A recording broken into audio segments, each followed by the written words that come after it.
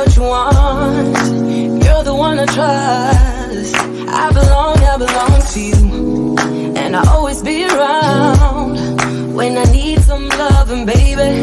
And I'll never let you down, let you down, let you down. I'm your song, and you're playing all my melodies. There's no one else, 'cause baby, we got chemistry. You give me feelings that I never knew. This heart of mine will always and forever belong to you. You and me were meant to be as one. The universe has known it all along.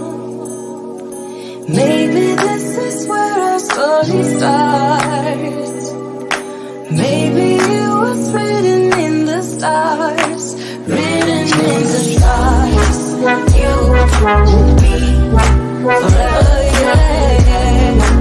You will be written in the stars. You will be forever, yeah. You will be. Take me to your heart, take me to your soul, never drawn apart, 'cause I belong to you. Be my guiding star, 'cause I need your loving, baby. And never let me down, let me down, let me down. I'm your song, and you're playing all my melodies. There's no one else, 'cause baby, we got chemistry. You gave me feelings that I never knew. This heart of mine will always and forever belong to you. You and me were meant to be as one. The universe has known it all along. Maybe this is where our story starts. Maybe it was written in the stars, written in the stars. You will be forever, yeah. You will be written in the stars. You will be forever, yeah. You will be written in the stars. You will be forever, yeah. You will be written in the stars. You will be forever, yeah. You will be written in the stars.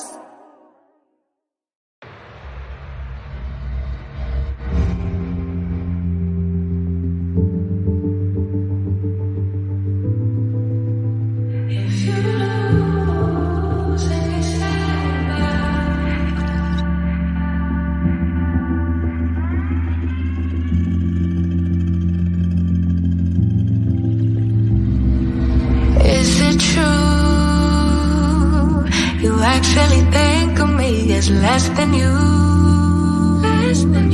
Just wish that I knew how something like that could happen. Maybe it's just in passing, 'cause nothing is everlasting, no. But like really though, how do you know that I can overcome all of the obstacles? She just looked me in the eyes, said it's gonna be alright, 'cause I know that's how it goes. The only thing we know is that we change. Nothing's ever gonna stay the same forever, forever. No, it won't, 'cause no one ever does. You just have to learn to trust whenever.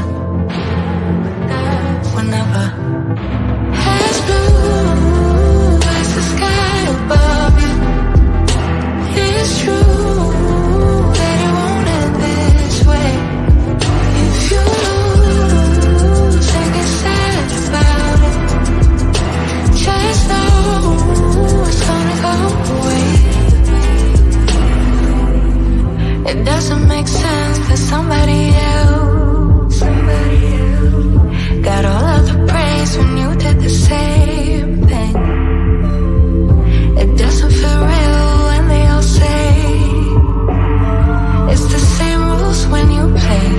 when you know that's not the case. The only thing we know is that we change. Nothing's ever gonna stay the same forever. No, it won't, 'cause no one ever does. You just have to learn to trust whenever. As blue as the sky above you, it's true that it won't end this way. If you lose and get sad about it, just know it's gonna go away.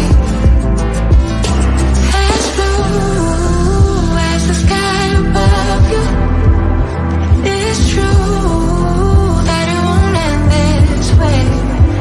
If you lose and get sad about it, just know it's gonna go away.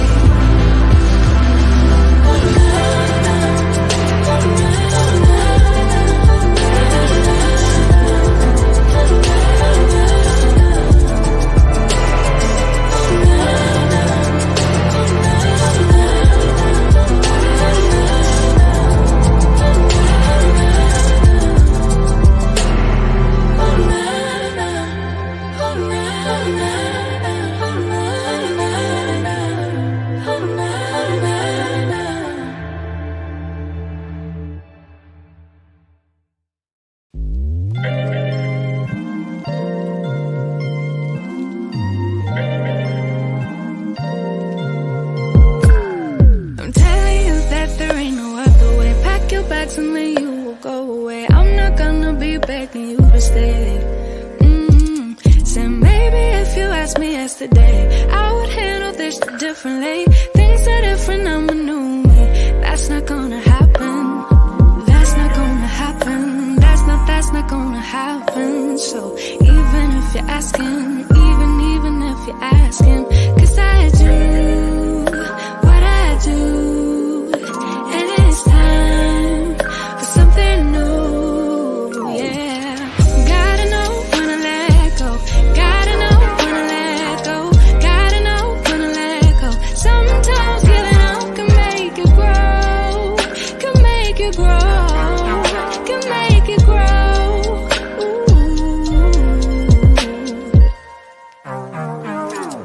Don't wanna be stuck in a spot, telling you it ain't what I thought. Don't wanna be stuck in a spot, 'cause I don't really like what I got. So I changed it, bit by bit. It's not ungrateful, just being helpful for me and you. 'Cause we gotta go our own way, gotta go our own way, yeah. This was not a good stay, gotta go our own way. 'Cause I do what I do, and it's time for something new, yeah. Gotta know when to let go, gotta know when to let go, gotta know when to let go. Sometimes giving up can make you grow, can make you grow, can make you grow.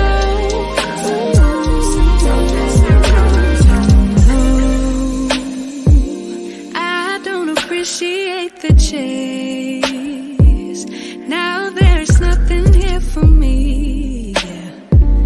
I gotta go, I'll fly away to a new space. You know,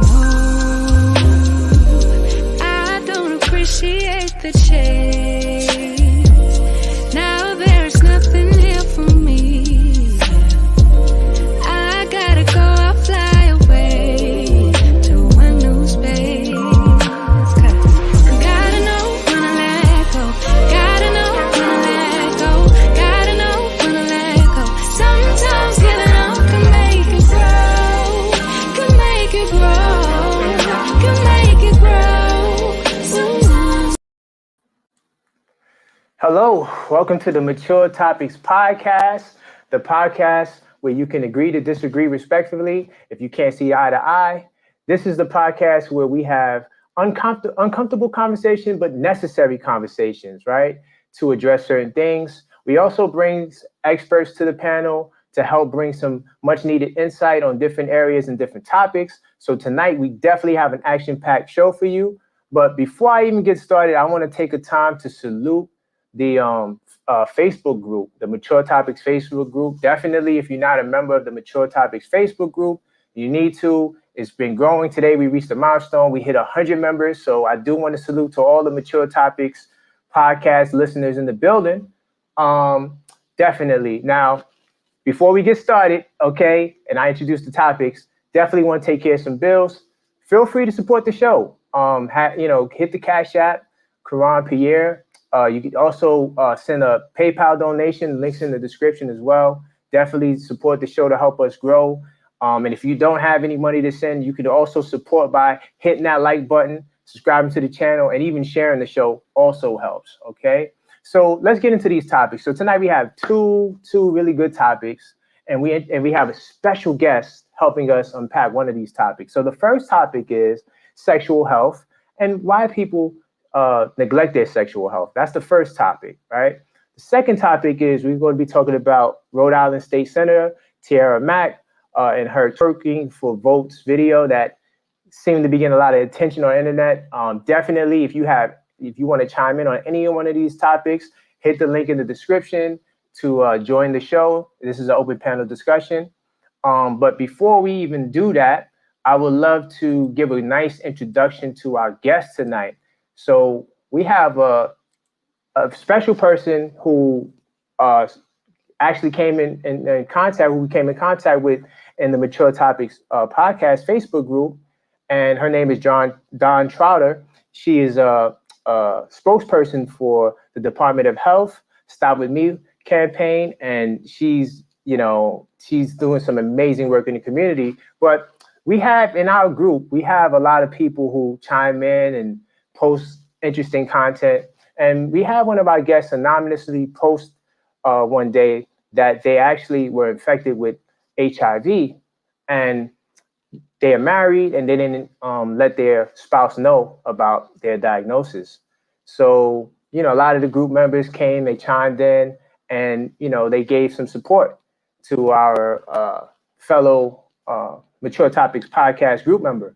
And then Dawn chimed in, and she was explaining her story and her progress and what she was doing with helping and things of that nature. And you know what we said? We just invited her to the show. Oh, I got my executive producer in the building. Let me get you on the stream. Hello, Launch. Hey there, Koron. How are you? I'm doing good. Just introducing the show. We have Dawn Trotter in the building. She's excited and amped to get started. But how was your day? So far, so good, man. Like, your group is popping off. Completely went viral today. I had to take time to, thank the group and the members for contributing and being active in the community and growing the community. It's a beautiful, beautiful thing. Absolutely. So definitely. It's been an eventful day thus far. I'm just really excited about this conversation. I think it's extremely essential, in Yes, these let's get the right banner on the screen. So yes. For sure. I'm happy to also hear about Dawn's story. Is she on now? She's in the building. I'm getting ready to introduce her right now. Awesome. Hello, Dawn. Hi, Dawn. Hello. Yes. What Hello. a pleasure. Definitely a pleasure to have you. Excited. Yes. Indeed. So let's get started. Launch? Yeah. Yes. So here we have Dawn, and you gave the introduction for her, right? Yes, I got to let the people know who she was and her background. I know you had some things you wanted to start off with. Yeah, absolutely. Like I just want to start off and say, Dawn, that it's a pleasure to be in your presence today. We did not know that we were going to encounter someone like you who can help to really foster our knowledge and heighten our education on HIV awareness. From the group to now, like to have you on is such a privilege. So thank you so much for your time. I do have some questions for you tonight. I just want our audience to get to know your story, who you are, what your background is, why you're passionate about HIV in particular. But for starters, tell us your story. When did you discover that you were HIV positive, and how did it make you feel? So I was diagnosed in 2007. Crazy thing was I was a person who tested, once a year at my primary visit. Never thought that I was actually someone who would contract HIV because I was a person like a lot of people who thought you had to be a gay man to catch HIV or intravenous drug user. And I was neither of those. So I didn't feel like I was in that, danger zone. Right. So I was out one day and saw someone that I knew doing outreach, and they wanted me to come in and, hey, Tanya, they wanted me to come and have an HIV test. And I was like, oh, I don't need to. I just had one like 8 months ago. And I knew that I was in a committed relationship. I had been in a relationship with this person for about 9 months, well, about 10 months. And I knew, I should be fine. And they convinced me, after some prodding, and this is the first time I ever had an HIV test and I wasn't nervous. I went and they did the swab and we're talking. Mm-hmm. I'll never forget the guy saying to me, does this look like 2 lines or 1 to you? And when he turned the thing around, the line was so faint, the second line, because you had to have 2 lines to be positive. I was like, yeah, I'm going to need you to do that again because that can't be right. Right. And so he did another test and it came back the same way. And I was just in shock. Like, this can't be happening. Like that, wow. It can't be right. There's no way, right? And I remember running out of the building and the lady that had me come upstairs to get tested kind of, caught up with me and, tried to calm me down. And she said, come on, we're going to go right to the clinic. Going to get some blood draw to make sure that this is correct. Mm-hmm. Well, lo and behold, it was correct. I was positive. One of the things that I was told is that I must have just contracted the virus because, like, it was barely in my system. Wow. So immediately I knew, this dude then gave me HIV. Now, the backstory to that is the first 6 months of our relationship, I was adamant about us using condoms. Never had sex without condoms. He was adamant about saying, I don't understand why we have to use these condoms. It's just me and you. I know you ain't doing nothing. I'm not doing nothing. So after 6 months of him barraging me, I finally gave in and said, okay, get comfortable. You my dude. We good. I know I'm good. I trust you. Yes. And I stopped using condoms with him. And unfortunately, doing that changed my life forever. So again, wow. I was devastated, came home. I immediately told my children were, oh my God, I'm probably going to get these ages wrong. And if they're watching, they're going to kill me. Like 14 or maybe 12, 9 and 6 or something, right? I got 3 kids. And I remember immediately telling them that I was positive. Of course, they really didn't understand it except for my older daughter did. I told my immediate family and I told 2 of my best friends. And so again, I really wasn't educated on this. These things were happening really fast. When I finally got up the strength to call the guy, he basically just said to me, well, somebody did it to me and, we could just be together forever. What? Like, wow, that's crazy. The situation was crazy. There was a lot of cussing, screaming, and hollering. And at the time, I didn't know that there was a possible option for me to call the police on him. Again, I didn't know anything about HIV. So basically, I just kind of like blocked him out of my life. And at that time, I was in active addiction. So I was trying to get out of addiction at that time, but that spiraled me deeper into it. Like I just kind of went deeper into addiction. Right. But during all of that, I didn't take the medication they gave me. I was adamant that I was going to take this medication. Even if I was going to get high that day, I was taking my pill in the morning because I knew that I just needed to do this. And the doctor said I had to. So I went through the process of, again, not knowing anything about HIV, buying separate plates and didn't want to eat, want my kids to eat behind me. I would Lysol the toilet after I used it. I wouldn't hug my kids for almost 6 months. I wouldn't touch my kids. And the crazy thing, it took my oldest daughter to say to me one day, like, "Ma, you cannot catch HIV if you touch us. We can eat on the plate." My best friend, I remember her one day, we were sitting in the kitchen talking about something, and I smoked cigarettes at the time. And I was smoking a cigarette, and she was like, "Let me get that cigarette." I was like, "Girl, you can't smoke behind me." And she snatched the cigarette. She was like, "Girl, please."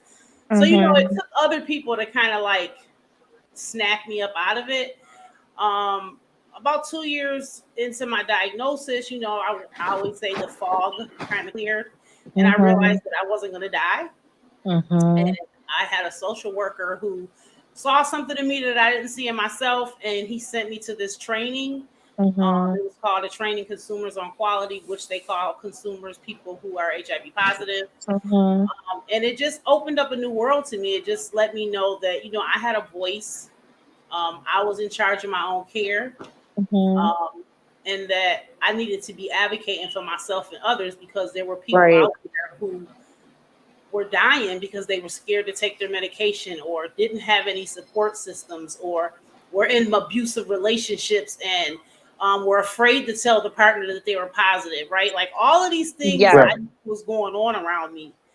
And I'm the type of person, I'm a people person, right? You sit me in a room with 500 people, 100 of them will be my friend before I leave. Right. And I like to talk. Nice. And so advocacy for me was just like, it was a no-brainer. Yeah, you know what I mean? And so in 2014, I started working at an agency here in Buffalo, New York. That's where I live at, as a peer advocate. And, that just started me on the journey of being a part of like boards across the state. We have a peer certification program here where people who live with HIV or Hep C, or they take PrEP, which is a medication that you can take so that you don't contract HIV. You can be certified in these, and then that gives you an in to work in agencies because you've now been certified under these diagnoses. So again, I'm a part of a lot of boards. I do a lot of facilitating, teaching, advocating, and I love to share my story, because I know there's somebody who is, hiding. You see this poster behind me. This is the HIV Stops with Me spokesmodel campaign for New York State. We have like 30 spokesmodels throughout the state. This is the New York State campaign. And this was my last thing that I needed to do to kind of, no one was going to be able to hold anything else over my head. Like I did a lot of advocacy work behind the scenes, and people knew that I was positive, that I was close to, because I had got to the point where if somebody asked me, because somebody said something, I'd be like, yeah, and anybody I decided to date, immediately, as soon as we started talking, that was the first thing that I said to them, like, listen, before this goes any further, I have something to tell you. If you don't want to be, go any further, I'm cool with that. But I always say I want to give you the choice that I never had. And luckily for me, I've never been turned down. It's crazy that people are kind of like, oh, well, okay, I've had men go to the doctors with me and ask, like, specific questions like, can I still give her oral sex? Can she pass the virus to me? And because I'm what they call undetectable, meaning that the virus is so low on my system, I cannot transmit this virus sexually. So I can, if I choose, have sex without using protection, and the person I'm sleeping with will not contract HIV. Yeah. That's some of my story, but I'll let you ask me questions. Science has come such a long way, because I know that in the 80s, HIV and an HIV diagnosis was like a death sentence. A lot of people died by that. So we have to like really highlight just scientific evolution, in this way. Also, I understood that you said that you were taking a pill in the morning, and even that in and of itself is an evolution in HIV treatment, because before it was like a cocktail of pills that you had to take. And there's a new evolution now. There is a monthly shot. But you can Wow. get a shot Wow. once a month. After you're on that shot for a couple months, you can then start coming in every 2 months to get the shot. So, the evolution is steady evolving. Right.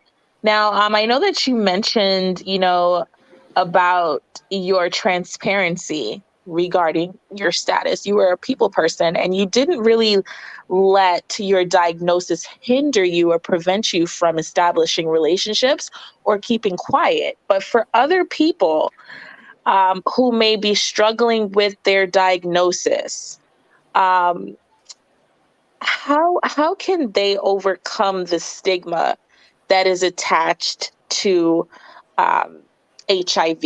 Because even though there is increased awareness of HIV treatment, you see the commercials on television, you see the campaigns on public transportation. It seems as though people are a little more aware of HIV, the implications, as well as medical prevention and care should they contract HIV. But still and yet in social circles there is this shyness to an HIV diagnosis. So what can you say? What kind of advice can you give someone who may be struggling to accept their diagnosis and talk about it and form relationships with other people?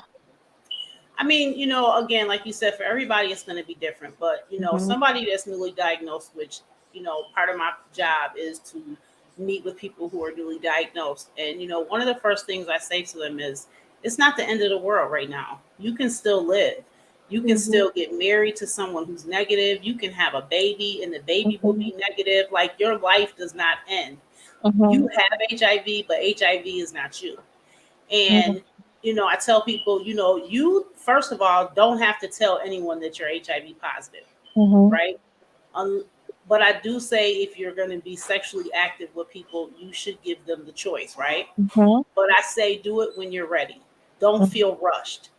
I tell people, get a support system, right? Even if it's just one person, your sister, your mother, your father, your child, somebody that you feel like you can trust and they can support you through this process. Everybody's timeline is going to be different when they decide to disclose their status. Right. And I just tell people, if you don't have a support system, look for, Google and the internet is a mean thing.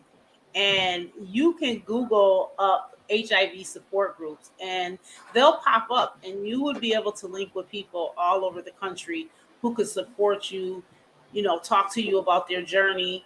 Also doing things like this, this is not for everybody, right? But this is how we end the stigma.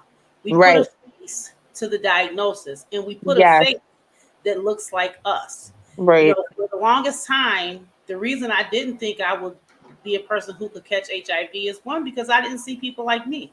All I saw in the ads, in the commercials, were white gay men. I'm not a white gay man. I'm not an injection drug user. That's not me. Right. That's something that needs to be talked about too. In the African American community, we think that this is not something that is going on. And, HIV is more prominent in the Black community than people believe, right? Right. You can't look at someone and tell that they're HIV positive. We also have a large part of our population who are positive and don't know they're positive because they're scared, right? One, they're scared to go get tested. And two, because unfortunately the stigma is still so high that it's like, I don't want to get tested, find out I'm positive, and maybe I lose my family, right? Yes. Maybe I lose my friends. Maybe because of the state I live in, right? Because every state's policies on HIV are different. I'm in New York State. We have some of the best care in the country. That's hands down. Anybody can tell you that, right? We have more people living with HIV that are out and doing peer and advocacy work than anywhere else. But yet still, we still have a large population of people who they're not going to tell nobody they're positive. I don't care what you tell them, right? So we're saying that you said that you do not legally have to tell anyone. Your So status? Like if you're intimate? So here's the thing. Mhm. Again, this is this is state by state. So Okay. truthfully, here in New York State, I don't have to tell nobody I'm positive. Is that a moral thing? Absolutely. Excuse my French, but it's fucked up if you don't tell. But if I'm taking my medication and I'm undetectable, I really don't got to tell you nothing. Morally, that's Wow. fucked up in Didn't New know York that. State. Now, in the South, your ass is going to jail. They had Okay. So they're fighting different right now. states, different laws. Yeah, HIV criminalization laws. But in New York State, now we did have a case here where there was a guy, his name is Nushan Williams. Everybody knows who he is. He's still in jail, actually, who infected like 17 teen girls some years ago. Yes. And I remember he that. in Yeah. jail, and he's still in jail. He served his time. He served way past his time, but the state is keeping him in a mental institution, saying that he's a danger to society. Even though the man has served his time, he has gotten married, he's had 2 children while he was in there. He's undetectable. Wow. The conversation he had when he went in and what he's saying now is 2 totally different things, but they still have kept him in jail. I don't think it's right, but that's something here and there. But now, it's so hard to prove too that, say for instance, I'm not taking my medication, right? And I'm at a stage where I can transmit the virus. And I have sex with 3 people, and one of those people become positive. But those people also have been sleeping with other people. How do you prove that I'm the one that gave you HIV because maybe one other person is positive? Right? So it's really hard to prove it. But again, it goes back to a moral thing. Why would you not tell somebody? Most people that have contracted HIV, it wasn't like you got and laid down and said, do you have HIV? I'd like HIV, so please give it to me. Right. You know what I mean? So it sounds fucked up, but truthfully, I don't have to tell nobody I'm positive as long as I'm taking my medication. Right. Wow. That's enlightening. Because it's horrible because somebody didn't tell me. Now I'm positive. People ask me, if you knew he was positive, do you think you would have still dated him? I don't know. I truthfully can't answer that right now. I don't know if during that time in my life, and yeah, Tanya, it does. It depends on the state. But I don't know if at that time in my life, if I would have had enough understanding to be like, okay, I was scared. I didn't know about HIV. So, I don't know. Maybe I would have, maybe I wouldn't have. That's why I give people a choice, right? And if they are not comfortable, I'm fine with that. Well, now I don't have to date because I'm married. But you know what I'm saying? Oh, congrats on that. Before I got married, I was in relationships before I got married, and I gave every single person an option. But there are people who give people options, and people say, no, I can't. This is not something I want to be a part of. And some people, it really hurts them, and it can send them into a depression. Hence why a lot of people don't tell people they're positive. Yes.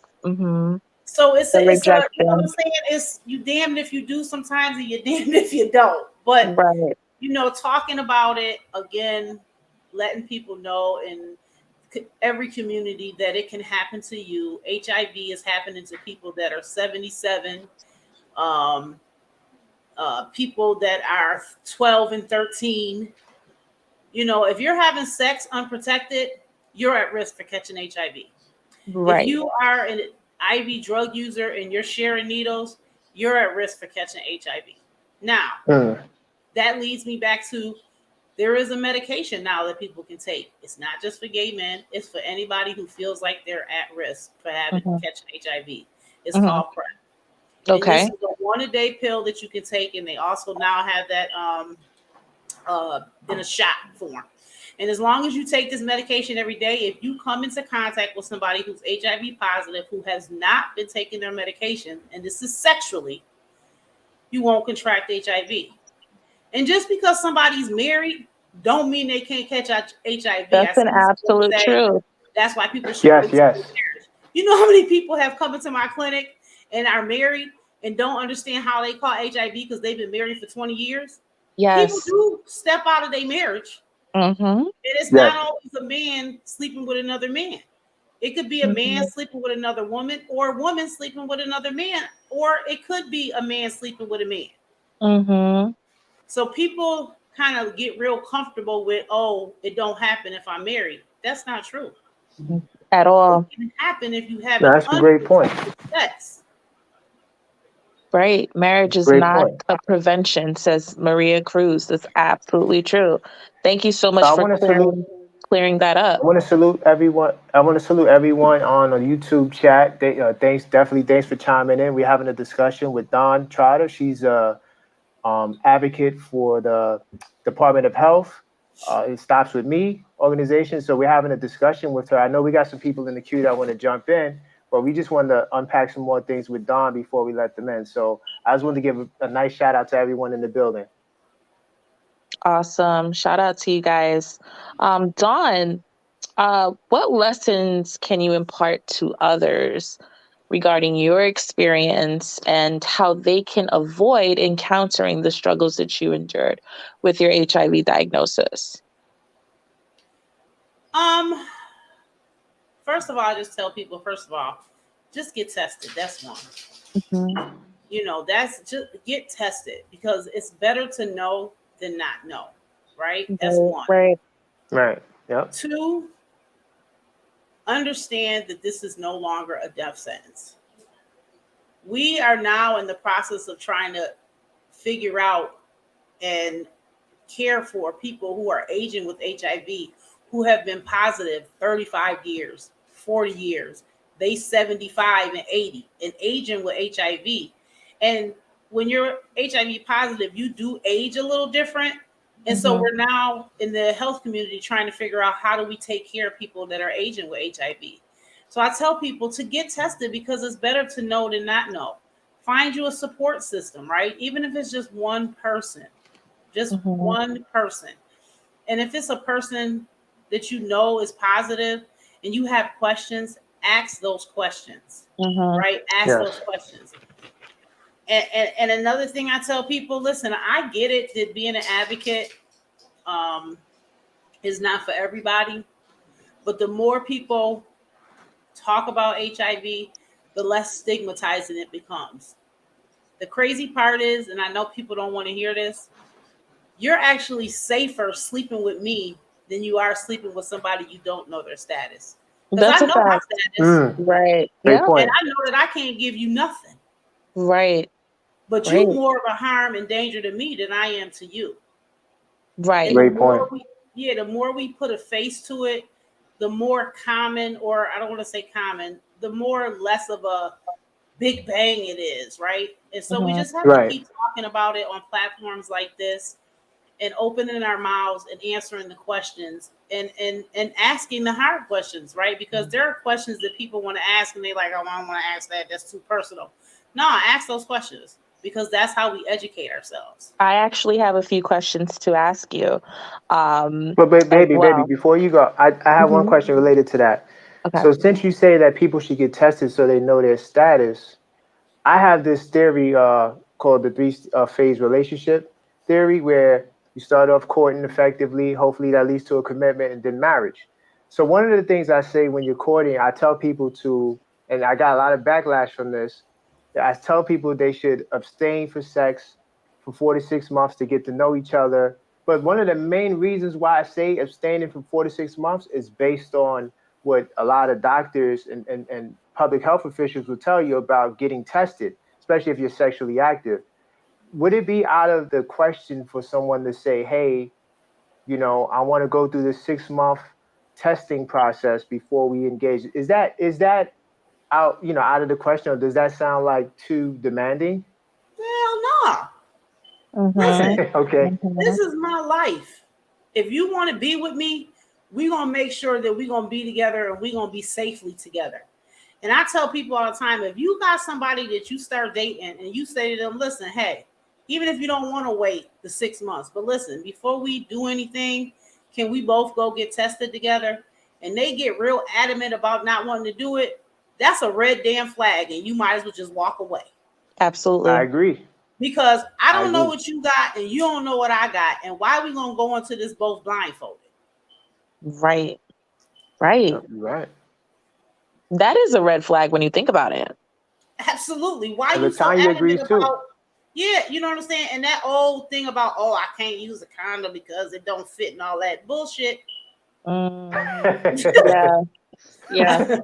You know, so That's a crazy there's ways excuse. around it. Absolutely not. I encourage people to get tested together. Yes. Great stuff.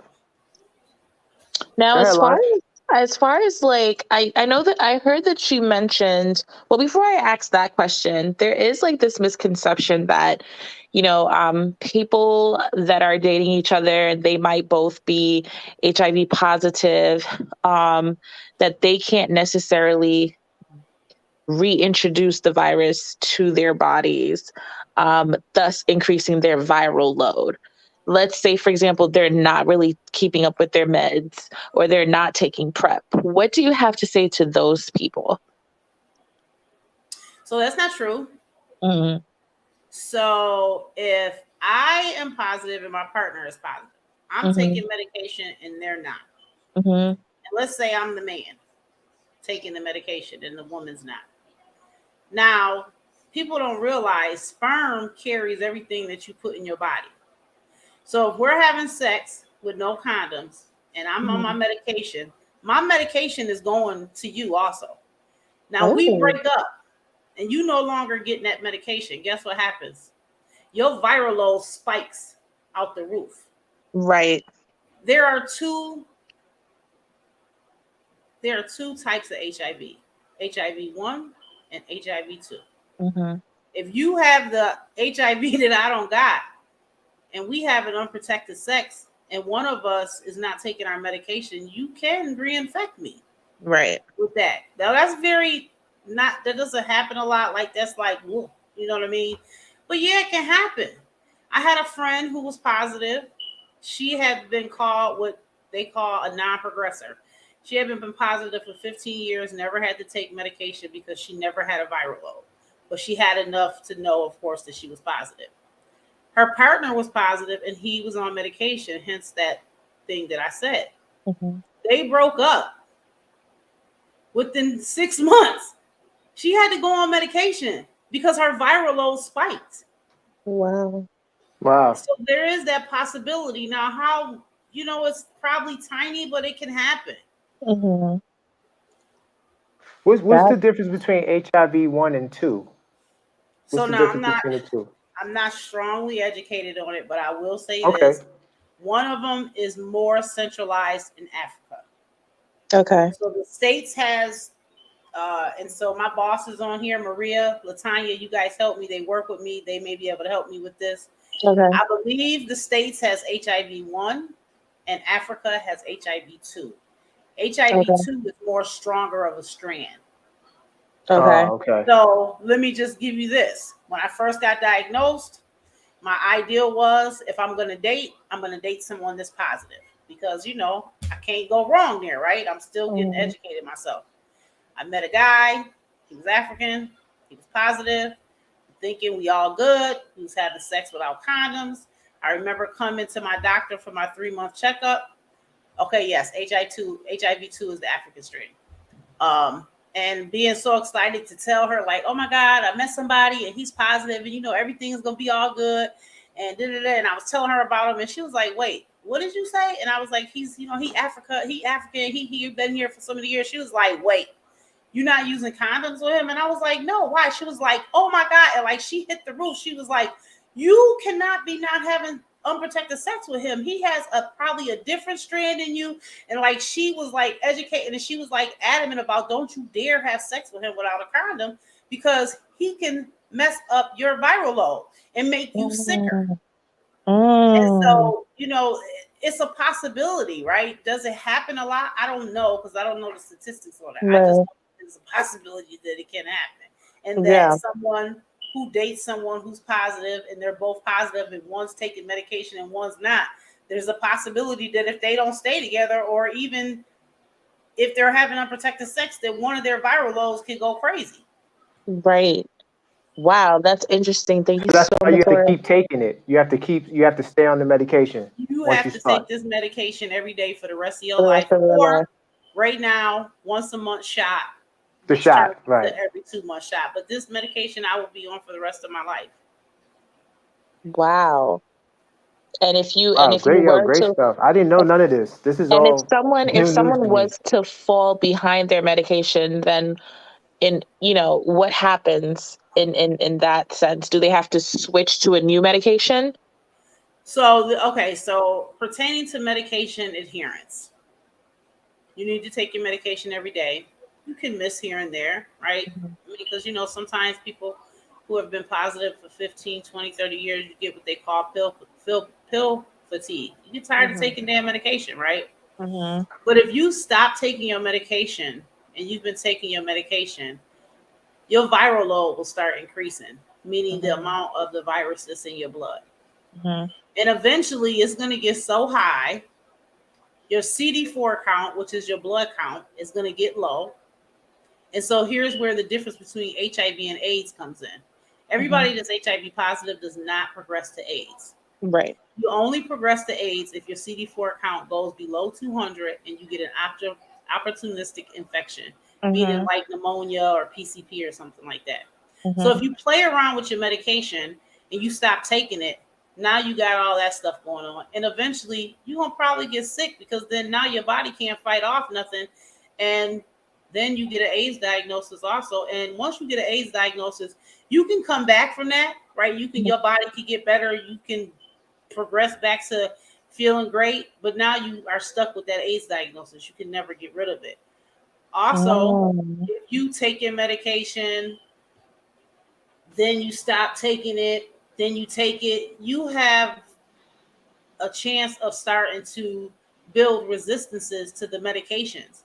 And once you start building resistance to the different forms of medications, so each pill, right, each treatment, you got millions of medications, or not millions, but a bunch of different medications, which are one pill regimens, right? But they all have like 2 and 3 medications in them. So when you start fiddling with your meds, taking them and not taking them, taking them and not taking them, you start building up resistance to pieces of these medications, which now starts knocking out all the meds that you can take that's going to help you. And then you could possibly mess around to where you ain't got no medication that's going to work for you no more. Wow. And AIDS is untreated HIV. Right. Now, Latanya and Maria answering questions before I ask them, because I was going to ask that's what my happens boss. with AIDS. Those are my friends. That's my boss and someone who was our medication adherence specialist. So they are very attuned to HIV. So. Oh, wow. Well, thank you so much for joining, the podcast as well, Latanya and Maria. I know that you mentioned something regarding people who are HIV positive aging differently. Can you get into more detail about that? What does it mean to age with HIV, and how does an HIV positive person age differently from, let's say, a non-reactive Here's person? one of the main things with that. This is something that we're all learning, right? Because it's 40 some years into this epidemic. So we're learning this as we're going. One of the things we do know is that we age faster.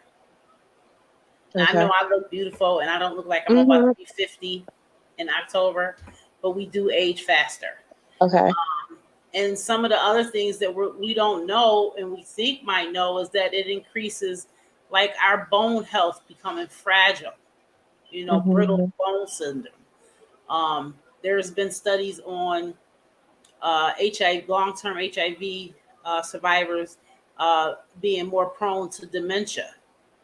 But again, this is all a ongoing thing because we're just learning these things, right? Because we never thought that people were going to age with HIV. So this is new. Right. This is new to the CDC. So all of this is evolving right now. So a lot we don't know, but we do know that we age faster. And I don't mean faster like I'm 50 and I'm going to look 80. Not like that. We just age faster in our body. And so, this is something that, doctors and scientists are looking to see, what are all of the new new things that are different. And then, you know, because we are taking these medications for the rest of our life, they are doing stuff. You know, there are side effects, not a lot of side effects. The medication has gotten so much better and not toxic like it used to be. But you know, if you take something, just like if you take pain medication for 30 years, it starts doing something, right? Right. If you do something for a very long time, it will start to affect something. So But again, I Dawn, can't tell. a lot of people, they shouldn't be worried too much about side effects because they do all types of drugs and they do all types of other things with side effects that are even worse in a lot of Listen, cases. let me tell So you something. I have been on 3 medications since I've been diagnosed, and that's only because as the medications have gotten better, I've been like, okay, well, I'm going to switch now because this is less effects on my liver. Oh, this newer medication, oh, that's less effects on my heart. Now, I have other health conditions, like I have a pacemaker, I have congestive heart failure. So, you know, I have other things that are really detrimental to me, and HIV is the least of my problems. But Mm. oh God, I forgot my thought process. What was I saying? That's me getting old. See, um, I It's forgot what all I was good. saying. So go that's ahead, all right. John. That's all right. That's all right. Yeah, I forgot what I was saying. So ask me the next question. I forgot. Okay, no problem. Well, thank you so much for sharing, like some deeper insight into your story. I'm definitely interested in hearing more about your advocacy, right?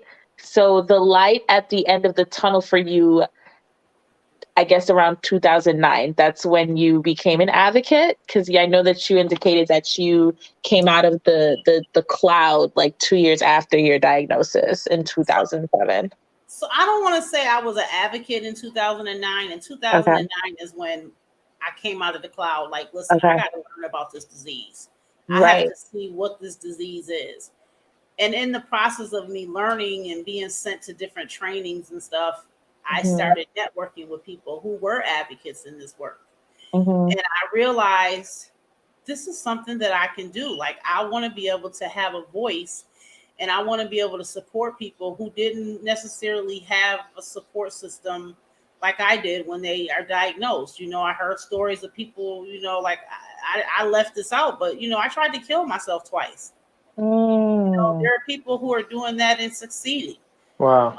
You Mm. know, so I knew about Mm. 2012 is when I want to say officially I became an official advocate. I started doing things that were advocacy, like you know, becoming a part of boards throughout the state, um, traveling the country, teaching other people that were positive how to manage their own care and let them know that they had a voice for their care and that they could do the same things I was doing inside their clinics. You know, they didn't have to be the face, but maybe they could just volunteer in their clinics, make phone calls, you know, do things like that, be support behind the scenes. Um, I say more so 2012 is when I really became an advocate. This campaign that I'm on, this is actually my first year on this campaign. Okay. Um, like I said, this was like the last straw that I had that was kind of holding me back. Hmm. Um, but it was more so, you know what? Nobody gonna have nothing that they can say that's gonna be able to hurt me no more because I'm gonna put all my business out there, and there's nothing else that any secrets people can have on me because you know I'm even before I did Yes. this campaign, a lot of people knew I was positive. It just wasn't like my face out on billboards and in commercials, and me talking about it on my social media. But of course, before I did this, I talked to my children. I talked to my partner because you know this choice affects not just me but everybody around me.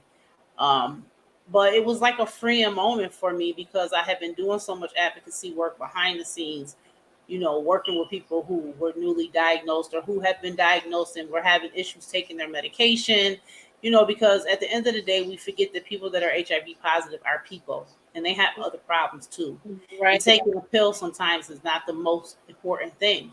Maybe my damn rent needs to be paid. Right. Maybe my kids don't have any clothes. Maybe I don't have daycare services, so I can't come to my appointment because that means I have to take off from work and have to find somebody to watch my kids. And I just can't afford to do that. Or Hmm. maybe I am having a drug problem right now. And right now, I'm trying to stop using drugs and taking medication just ain't the most important thing to me. So we have to address the person with what's going on with them right now, and then we can address the HIV. Right. Right. I think like me and Launch Pro, we're big science advocates, and Launch, she's practically a doctor. She just didn't finish, going to school for it because she decided to become an entrepreneur. But one of the things I noticed, especially in this pandemic, is that people, they really don't understand how viruses work, and they don't understand the difference between infection and disease. So like when people hear that people have an HIV infection, they don't really understand that there are a lot of people like yourself who has managed to get their viral load down so low that there is no disease present. And it's so low also that they don't transmit. That's another factor to these things. So, definitely, I'm glad that you're out here advocating this. And I think that this show is about sexual health. I think that we have sort of fell back a little bit. It's like I would say right before the pandemic when it comes to sexual health, because STDs are on the rise. They're at astronomical heights right now. And people, it seems that they're neglecting their sexual health. Why do you think possibly one of the reasons why they're neglecting their health could be due to the fact that we have such great medicines and vaccines and things of that nature? Do you think that those treatments have sort of got us into a point where people are just, they're throwing out the safe sex ideology, and they're just, going out doing what they want to do without protection? I know people a lot of people have always been doing that, but I just feel like with today's generation, we don't talk enough about safe sex. Like when I was in high school and things of that nature, safe sex was a big thing. Condoms, they were handing out condoms. Now you don't really see too much of that. What do you think that may have played a role in where we are? I absolutely believe what you just said is the fact that because medication has come so far, people hear, oh, well, you can't die from it. And so it becomes less of a worrisome thought for them, right? In their mind, they're like, well, if I catch it, okay, that's fine. I'm not going to die. I take this pill, right? Or, STDs, oh, gonorrhea, I can get a shot. But at the end of the day, there's gonorrheas out here because the strands have become so crazy that it ain't just no shot you gonna get, right? Syphilis is on the rise. And, sex ed is not taught in the schools. You have people are so adamant about they're not gonna teach my kids that. Well, if the school don't teach them and you not teaching them, guess who's gonna teach them? The streets is going to teach them, and they're going to teach them what they want to teach them. And then your child is going to end up being 11, either HIV positive or pregnant, or, being taken advantage of because it's, we don't want to talk about this. So absolutely, things have, people don't want to talk about stuff. I am all for people having the sex life that they want. Do what you want, however you want to do it. I don't care. I just say be safe about it. But people, when the commercials started coming out where they were talking about HIV and talking about medications and the biggest, you can't die from this. And I kept saying, they keep pushing this, and no, you can't die from it. But even with PrEP is an awesome medication. You take this medication every day, you cannot contract HIV, but you can still contract other stuff. And when PrEP first came out, people thought it was a free-for-all. Oh, take that. No, that's the fact. Yes, it's good so that you don't catch HIV, but you can still catch gonorrhea, syphilis, trichomonas, and all three of these diseases are on the rise. And they're in every community, every sexual population, and every gender. If you out here having unprotected sex, you are at risk. And listen, I don't care if you sleep with 6 people during the week. That's your business. Use 6 condoms. Right. Well, we don't promote that on this show. We promote. I'm not promoting it. I'm just saying, part of sexual health. Some people won't go get tested. At least wear protection. They afraid that they're gonna. We ask these sexual health questions. Well, how many partners have you slept with in the last 30 days? And people are ashamed to tell the truth because they don't want to get judged. And that's a problem. Yep. The stigma. Yep. Yeah, if I say I slept with 30 people in 30 days, okay, well, listen, okay, well, in them 30 days, did you use condoms every time? Mm-hmm. Mm-hmm. Yeah. And Wow. that's true. Maria Well, said it's a stigmatizing topic. It is. They don't want to be judged. Like, listen, people should be able to do whatever they want to do in their bedroom and not be Mm-hmm. judged for it. Mm-hmm. Are here, and I'm saying the healthcare people are here to not judge but educate. Right. And if you can't be honest with your doctor, who you gonna be honest with? That's a fact. mm, that's a great point. Great point. Lawrence, do you got any more questions? Because we got some people in the building. Should we open up the panel? For sure. I'm not sure how much longer. How much longer do you have to I stay, didn't Dawn? know Listen, that there were I'm people here in the for it. building. I'm here for it. If I'm late Yeah. for work, my boss see where I'm at, right, Maria? Okay, so we got Kemi in the building. Let's add Kemi to the stream. Hello, Kemi, if you're there. I know you've been waiting for a while. Yeah. What's going on, guys? Hey there, Hey, Kimmy. How how's are it going? you? I'm all right. Hi. Yeah, man. Do you have So, any comments or questions, or because I know you've been I listening for a while now? Man, listening to this truthfully is making me even more afraid and cautious than I was before about, having sex casually and without getting tested together. Like, I haven't always been the person who was like super strict about getting tested, you know what I mean? But yeah. in much recent years, even, I've been very strict about, if we are going to have intercourse, I need you to get tested, and I will go get tested with you same day. Like, we go get tested together. I need to know this because there's mad stuff. It's so scary. It's just, I'm listening to this like afraid. Like, I don't even really have much to say except I'm just mad scared. Like, I know that there's like this big stigma around HIV, and it is. And I'm one of those people who's deathly afraid of contracting it. So I don't know. This whole conversation is really opening my eyes to a lot of things, and it's making me even more afraid than I was before. I feel like I'm just terrified. And I want to say Well, I go don't ahead, want you Dawn. to be afraid. I just want you to be in control and knowledgeable about what's going on, right, Kimmy? Knowing Mm-hmm. that you are in charge of your health. And Mm-hmm. I know that I'm not going to die from HIV, but I don't want anybody else to be HIV positive, right? But I want to be able to educate people and let you know that you can have a sexual life however you want it, but just be safe about it and be able to say to someone that you're going to have sex with, listen, this is my choice and my body. I'm telling you that if we're going to have sex, we're going to get tested together. Or you're going to put this condom on. It's as simple as that. I'm not negotiating and I'm not budging on that. But I don't want you to Right. be afraid. Just continue to educate yourself and ask the questions that you need to ask so that you stay safe. Yeah, I was going to say before you chimed in, Don, that Kemi, this is why I say when I first said how long we should wait before we have sex, and I did the 4 to 6 months. Remember that last episode? I hope Mm-hmm. now a lot of you guys get to see where I'm coming from, because the main part of that angle is a series of tests. So if you are already testing, and sometimes you're in between 6 months periods. So you got your first test that you took maybe prior to you meeting this person or in the midst of that, right? So you have that result. And then when you wait that 4 to 6 months, you take another test. So it's about just prevention and knowing your status. A lot of people are running around here having sex. Things happen, whether it's unprotected or, the condom breaks, things like that can happen. So it's all about just giving yourself the best chance and knowing exactly what you're getting yourself into. So, Yeah. and like Don said, there's no reason to be scared.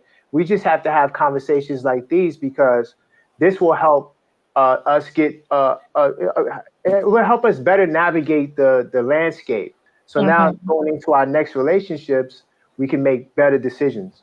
So, But I also I feel also like, and want I do think that the 4 to 6 months to, is definitely a smart idea, and it lowers the possibility yeah, of you contracting anything.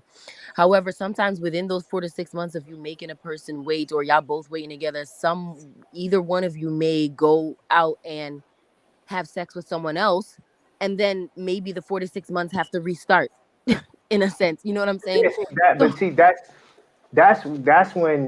that's part of the thing I'm talking about. So that should be disclosed, right? So I told Neek the other I think it was maybe the last show, or the show before last, where I said, if you come to someone and say, listen, the reason why I want us to wait is because I want us to take STE tests, because I want to make sure that when we engage in this sexual opportunity, that there's no risk factors. So I listen, it's not, nothing is 100% foolproof.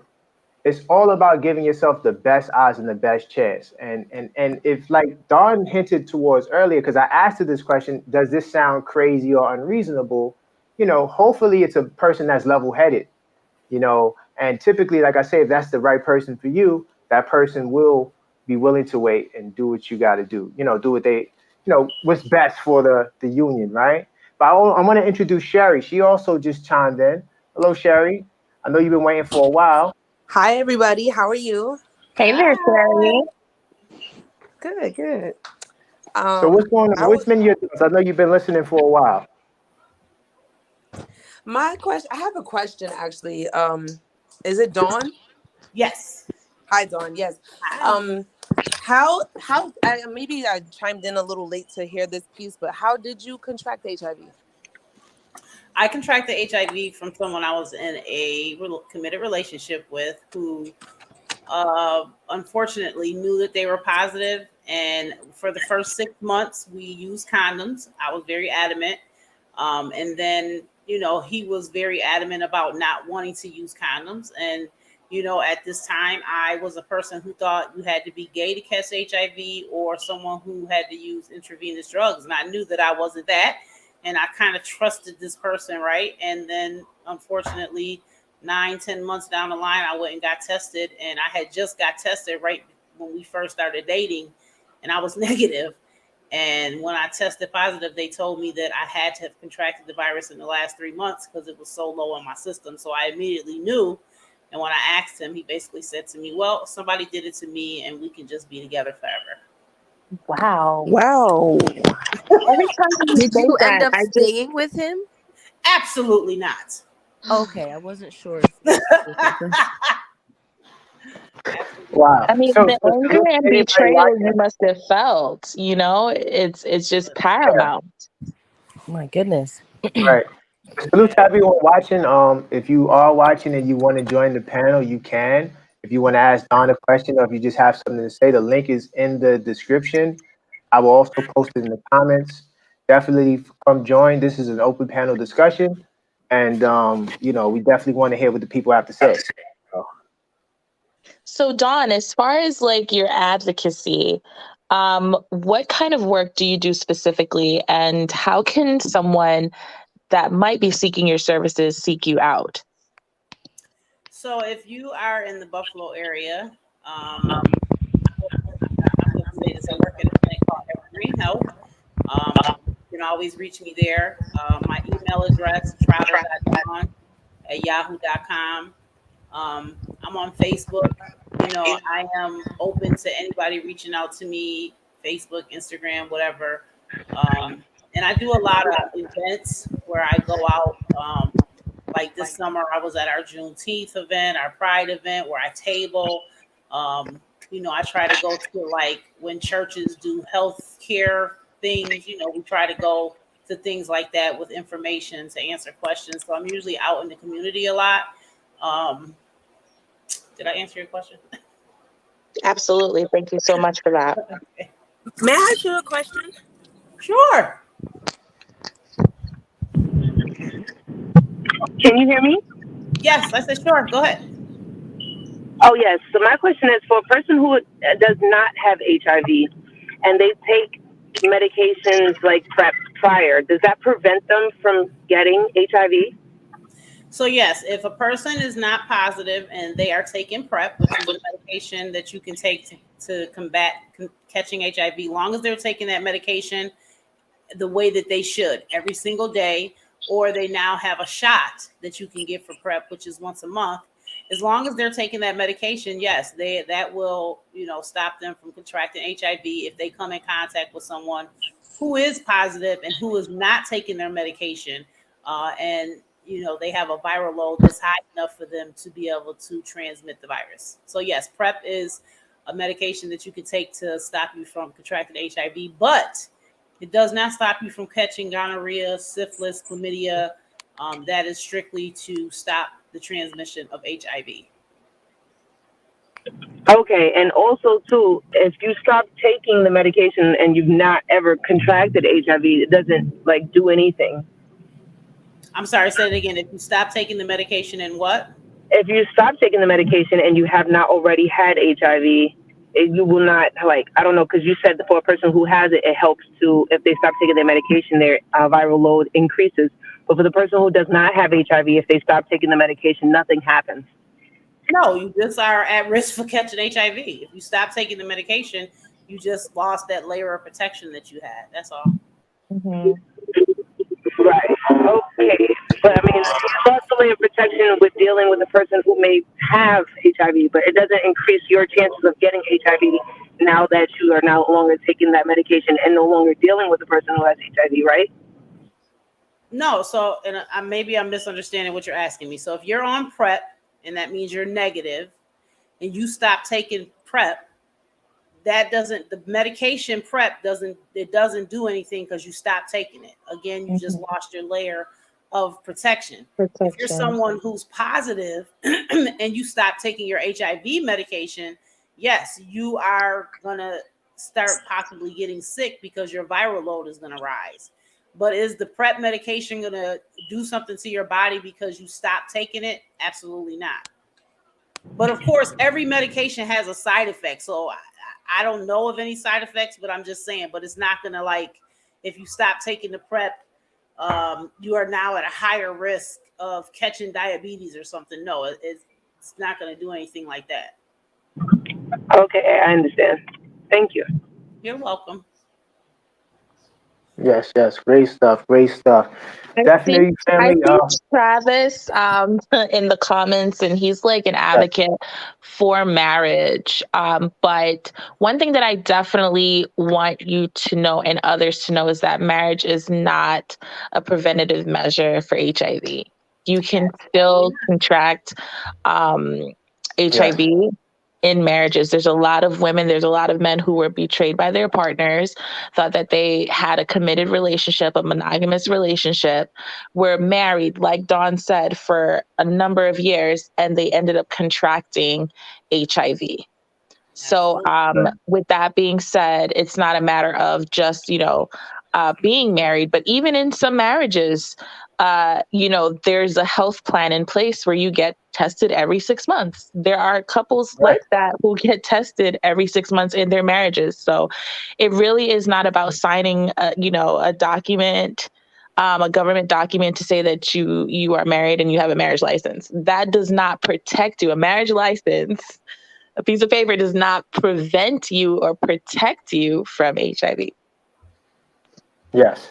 That's what I was trying to explain to Travis in the comments. I know where he's coming from. He's traditional, good Christian values, get married. And those are great values to have. It's just that testing gives you that extra layer of just making sure everything's okay. Because, men lie, women lie, but testing tells the story. So you definitely want to stay on top of your testing schedule. I just want to salute everybody for who's watching the show on YouTube, on Facebook. If you're in the Mature Topics podcast group, definitely feel free to click the link. This is an open panel discussion. Right now, we're talking about why do people neglect their sexual health, and we're having a nice conversation with Dawn Trotter. She's an advocate for HIV awareness, and we're having a great conversation thus far. Dawn, I have one more question for you that I think it's like really important for others to know. As far as just like contracting HIV, it's my understanding that in some cases, one can be exposed to HIV, but the virus lay dormant and they don't necessarily find out or turn up HIV positive until years later. Is that in fact true? How many times does that actually happen? Or is it false? So the virus if you contract, if you come in contact with someone who's positive, and again, they are not on their medication, when you first possibly test, like Koron was saying, say 30 days after you were in contact with them, it may not show up. It may take 3 months, 4 months for it to actually show. We've had people who test positive and then it tests negative, then it tests positive. Right. And that's because sometimes the virus is so low in their system that it takes some time for the virus to replicate. But if you're positive, you're positive. Now, we do have people, like I said, who are positive, who the virus is so low in their system, they've never had to take medication. But they still have the virus. You know, like Magic Johnson, a lot of people thought that he was cured. He wasn't cured. He just was taking some great medication and he was undetectable and he couldn't transmit it and he took care of his health. So it's not that it lays dormant. It's just that it takes some time for, so we have people who don't want to take their medication because they say, I feel fine. It ain't doing nothing to me. I'm fine. And years go by, right?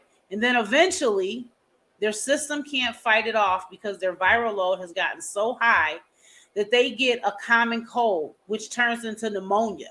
And because their body cannot fight this off, they could possibly one, die or become very ill, right? And then other organs and stuff start failing. And then they eventually have to go on medication. Sometimes that takes 10 years. Someone contract HIV and it takes 10 years before the virus starts taking over their body so bad that their body cannot fight off anything and they get sick. So maybe that's what people think dormant is. Yes. Wow. Thank you for that clarification. You're welcome. Nice. So does anyone have any other thoughts and concerns with this topic? Because we do have another topic. I'm not sure, Dawn, if you want to stay for the next topic. We do have a next topic after this one. Sure. But if not, we can wrap up. What do you think, Lunch? It was definitely a great conversation. Again, I really appreciate you, Dawn, for getting on this platform and being so transparent with your story and just sharing much needed information in this current time. I often have a fear for Generation Z because, they're just not getting that type of I guess like propaganda, positive propaganda or indoctrination of like healthful sex practice and self-care, as it relates to STI and STD prevention. It's just not something that we're really hearing about that much, I guess, and as opposed to like the 1990s, where we were just coming out of that phase with, people walking around and just dying, you know what I mean, in the 80s from AIDS. So it gives this false illusion that it's really not a factor. Like these things are not just a factor. And it's not just HIV. It's the whole smorgasbord of STIs as well, which have detrimental impacts on your physical being, So I think that this conversation was really needed, essential, and integral. And I just want to thank you again for taking the time out to be with us tonight. Thank you so much. Thank you so much for having me. I'm here if you ever need me to come back. My message is please, everybody get tested. Please stay adamant about your choices. Use protection if you can. If not, get tested. And if you know someone who's HIV positive, please be a support system to them and just hold their hand as they go through this process, because this is a very traumatic process and everyone cannot do what I'm doing. And they need that one person that is in their corner. And 9 times out of 10, someone someone in your family is positive and you just don't know because they're scared to tell you because they think you're going to ostracize them. So just treat others the way that you want to be treated. And thank you guys so much again. Love that message. Man, that's a beautiful message.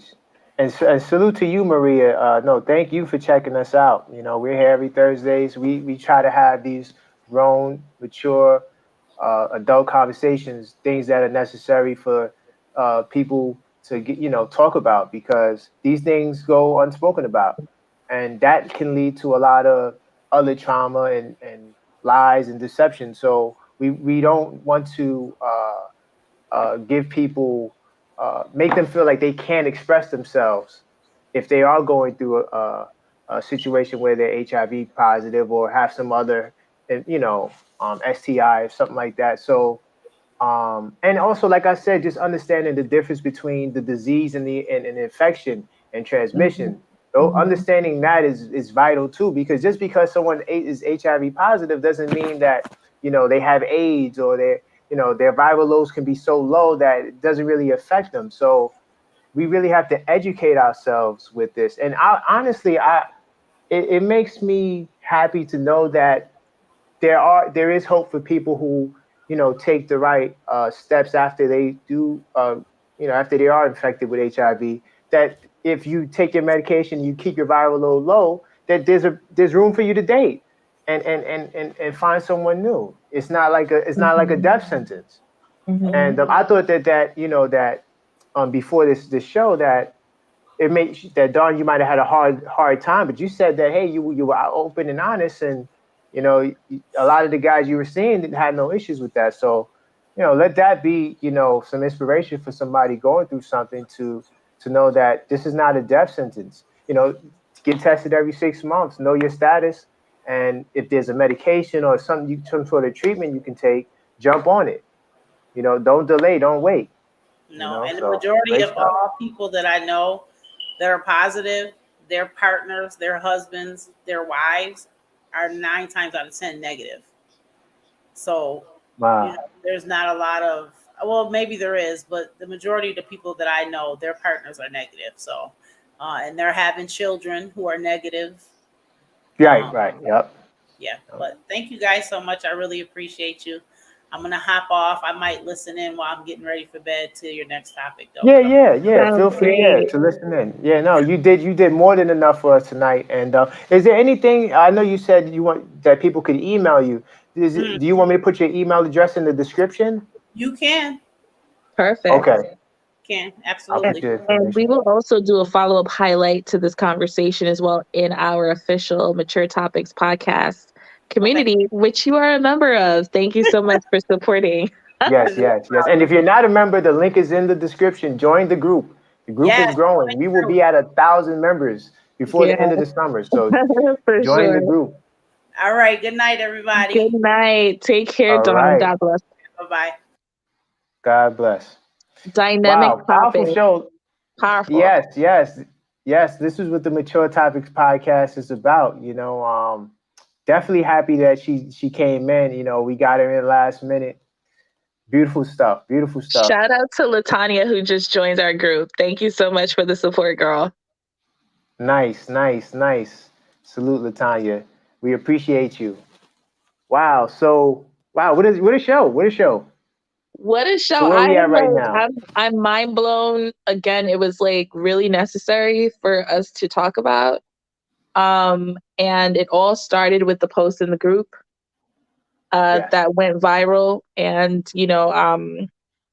Maria actually made a good point inside of the chat. She said, and to Travis, imagine dating someone for 1 year or longer and then getting tested to find out that you were with someone who was positive all along.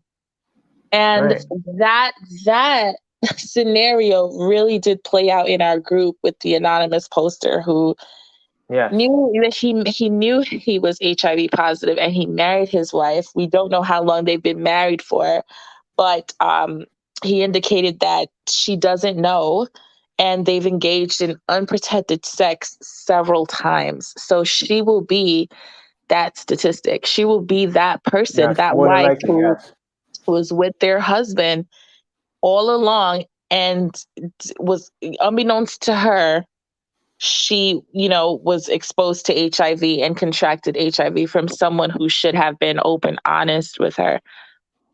loved her enough, respected her enough to have that type of transparency and So put her before Travis himself.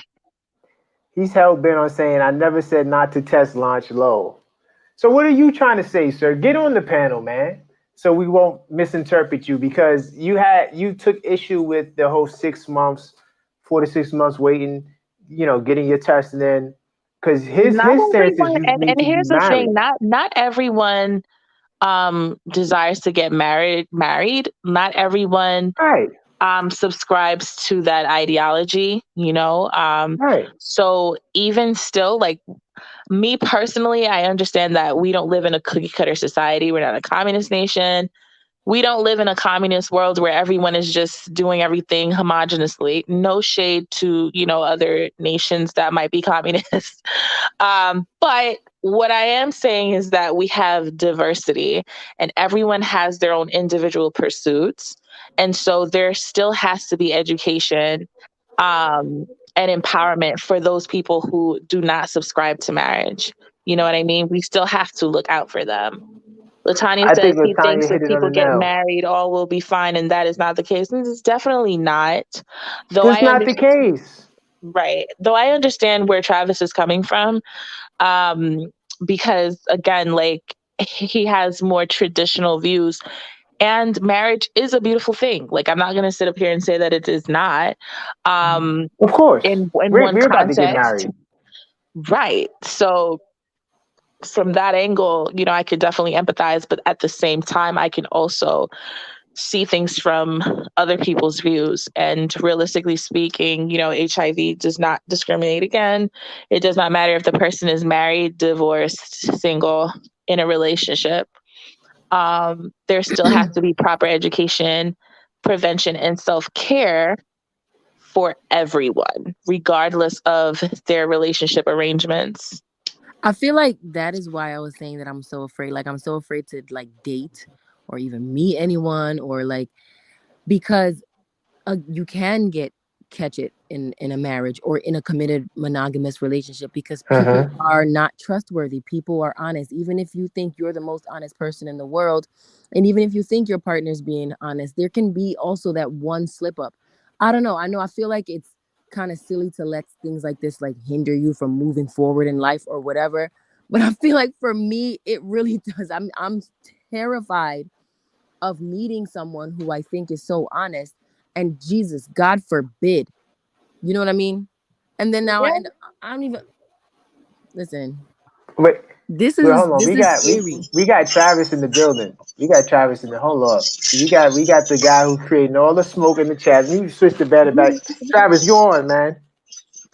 Travis. Oh, hold on. Let me What's going on? Give me a second. Hold on.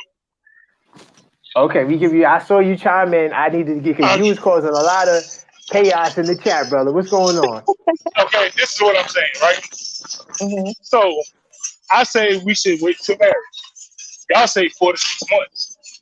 Y'all keep talking about how you get tested and all that in 4 to 6 months. What I'm saying is, I'm not saying marriage itself is secure.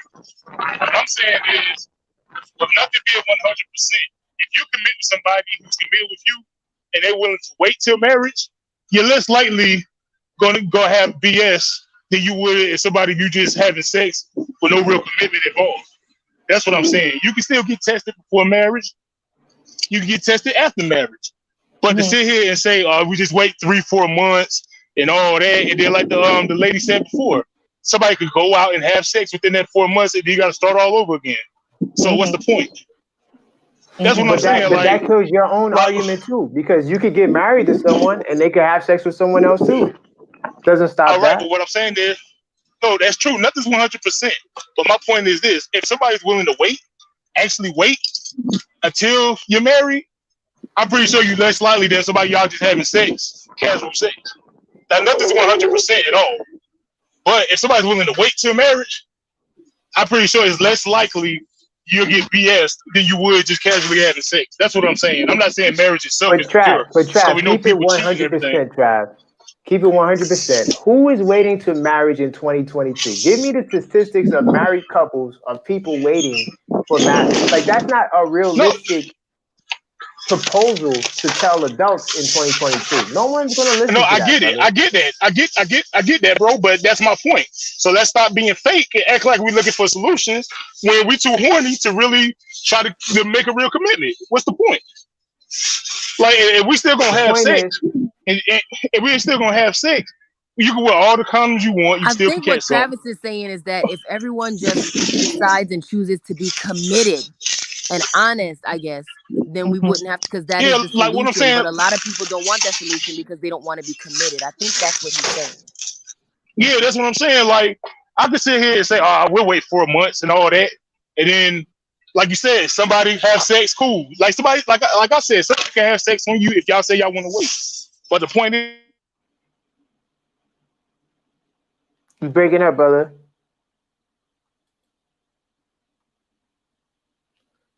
I agree with Maria. That sounds like it's utopia. Like that's not how the real world works. Practical in the real No world. one is waiting till, like, first, and then another thing too, like, sexual compatibility is key. Why would you want to marry someone you don't even know what their sex is like? Now you wait until you're married, and now you find out this person doesn't want to do this person doesn't do that, this guy, his size is not the right size. It's just a lot of factors that go into play with marriage. And I think having sexual compatibility is an important part to establish before you get married. All of that, wait until I get married stuff, man, that worked in the early 1800s. This is 2022. No one is waiting until marriage. I'm sorry, Trav. It's not happening, brother. It's not okay, but okay. Wait, and that's why everything messed up now. That's why we doesn't got have to be marriage, and I think that's where me and Travis are disagreeing. Is that Travis is just saying no, it has to be marriage. A commitment and a marriage is not. I mean, a commitment does not have to be marriage, because in a marriage, people can still cheat, even though you guys were both married. No, that's true. Right. So in a committed relationship, you guys can both still cheat. So what makes a marriage committed relationships? He says that's I really don't believe it's committed. It's only marriage or you're single. Right. But what I'm saying is, you are correct that maybe the chances are less likely that you will contract any STD if you are with a person who is like-minded like you, who wants to be married, monogamous, honest, open. Yes, it's less likely, but the thing is, things do happen. So in order to, I guess you have to keep getting tested, regardless of whether you're married or not, in order to make sure that you know your status. That's just really the end of it. Facts. But a marriage is not the end all, because people are married and still have HIV. So it's not the answer. I know. No, nothing's 100%. But what I'm saying is, I'm pretty sure y'all have more results if you were somebody who was willing to wait until y'all really got committed than somebody you just casually having sex with no real commitment. I bet you if you could have a scale on that, I bet you it'd be less BS with somebody who really waited. I bet you would. Because guess what? You know it's deeper than sex, for sure. You know it's deeper than sex. Chad, the only thing we disagree on, brother, well, there's a lot we disagree on, but the real main difference is that you think that a commitment before marriage is just obsolete. You think that that's nothing. You just ain't going to see eye to eye on that, brother. It's fake. Because it's fake. No, it's not fake, brother. It's about getting to know each other, right? Getting engaged. That's another step. It's about taking steps before you get married. And the more time you spend getting to know each other before you make that lifelong commitment and decision, I think is more beneficial than to say, you know what, I like you a lot after 6 months, and then maybe 8 months, now we're married. Like that to me can lead to a lot of problems in the future, because you haven't even spent a lot of time getting to know this person. Now I know I'm not talking about your marriage, because you said you knew your wife before you got married. But I'm just saying, I'm trying to give the best alternative for grown adults in 2022. So that's not the best alternative, though. Well, I mean, that's what we're going to agree to disagree respectfully. But think about the risk you're making, Koron. Think about the risk you're making. Say you get the girl pregnant, no real commitment. You make the baby, no real commitment. Y'all don't want to be together no more. Y'all ain't even try to get married or nothing. Single parent household. No, but that's something we ain't got to make. That's something we ain't got to make. And we can keep our thing in our parents. No, we ain't got to do that. Come on, listen, bro. You're misunderstanding. But you're misunderstanding my perspective. First off, me personally, I'm not against abortion. I'm not against Plan B. I'm not against condoms.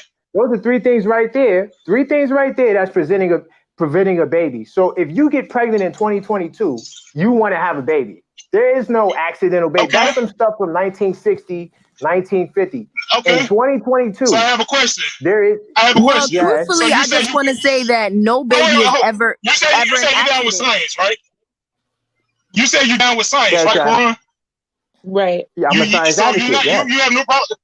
Okay, cool. You have no problem with abortion, right? Right. No, I don't.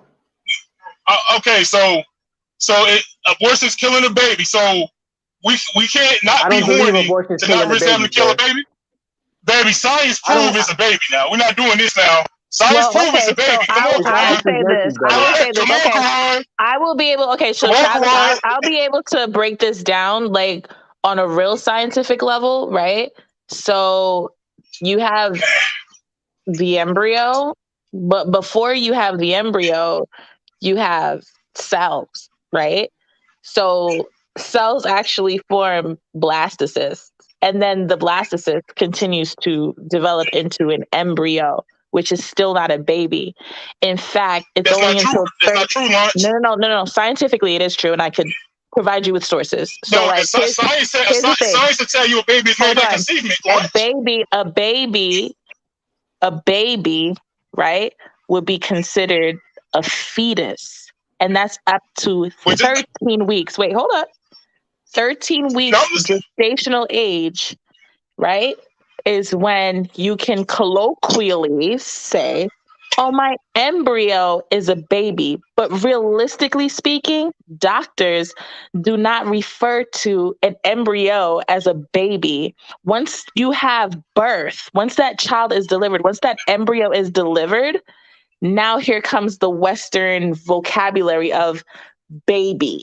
Okay. So like when you say that, well, conception, because like I did see your comment in the group, when you say that conception, which actually is the joining of a sperm cell and an egg cell, is a baby, that is false. Mm-hmm. Because that's what conception is. No, but it is actually, like, it is, because it's really not though. The joining, but it is though. So you can say, well, we can have it, but it is, because a sperm cell joining with an egg cell, and that sperm cell transferring its data to the egg cell, that is not considered a baby. That it is definitely not. You can say, hold up. You can say, I'm listening. We can have a moral conversation of when does life begin, but what we can't say conception. But that's very different from saying that it's a baby. Do you understand what I'm saying? Because it's a baby. It's a living. Okay, so we just gonna have to listen. We have to agree to disagree respectfully. But listen. All I'm saying is this, Travis. Tanya says I'm pro. When I'm telling people, pro-choice education is. Listen, key. when I'm telling people to wait 4 to 6 months. And then when they have sex, I'm always promoting safe sex, sir. So, like I said, I believe in those 3 forms of contraception to prevent any childbirth. So the argument that, oh yeah, you're going to have a baby, no, not if you're following what what my blueprint is for dating, right? Okay, so I have a question. So is it 100% when you wear a condom that you're not going to have a baby? No, it is not. It don't matter. Doesn't matter. Okay, is it 100%? Condom usage is not 100%. No, but it doesn't matter because you have. Is it 100%? But is it 100%? Is it 100% when you could be abstinent?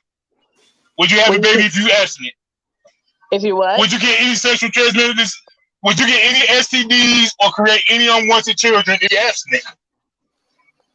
If you're not having sex. Abstinence is actually the surefire way of not Yeah, that's the only having. thing that's 100%. Right. That's the only. Absolutely, and I'm a big advocate of abstinence. Right. Right. Right, that's Abstinence why is we abstain definitely. from sex when we meet someone. Mm-hmm. But it's not for till marriage. It's until we can get our test results and we can see what we're working with.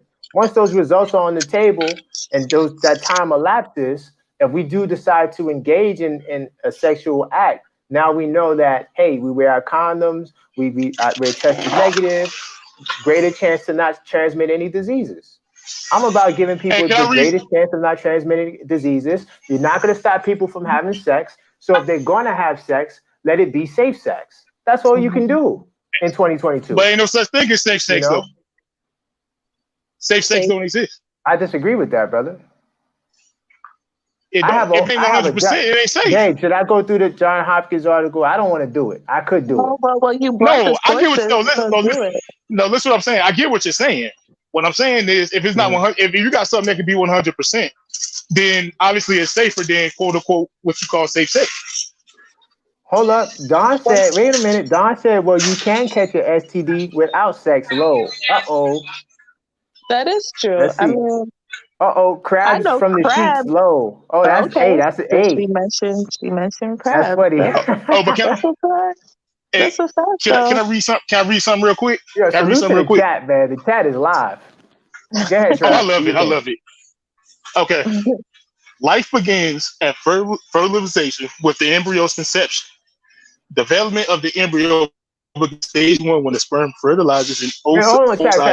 Where are you reading from? Trav, human development. You gotta announce our sources. You gotta announce where you're reading from. It's Princeton. Princeton.edu. Which?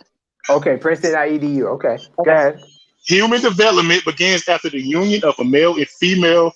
I can't pronounce the word, but gametes or germ cells during a process known as fertilization, and parentheses conception. Life starts at conception. Correct.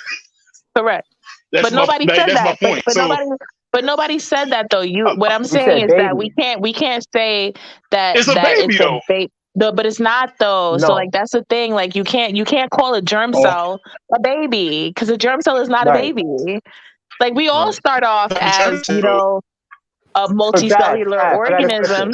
Have you ever had sex without impregnating your wife or whatever woman you were with? Yeah.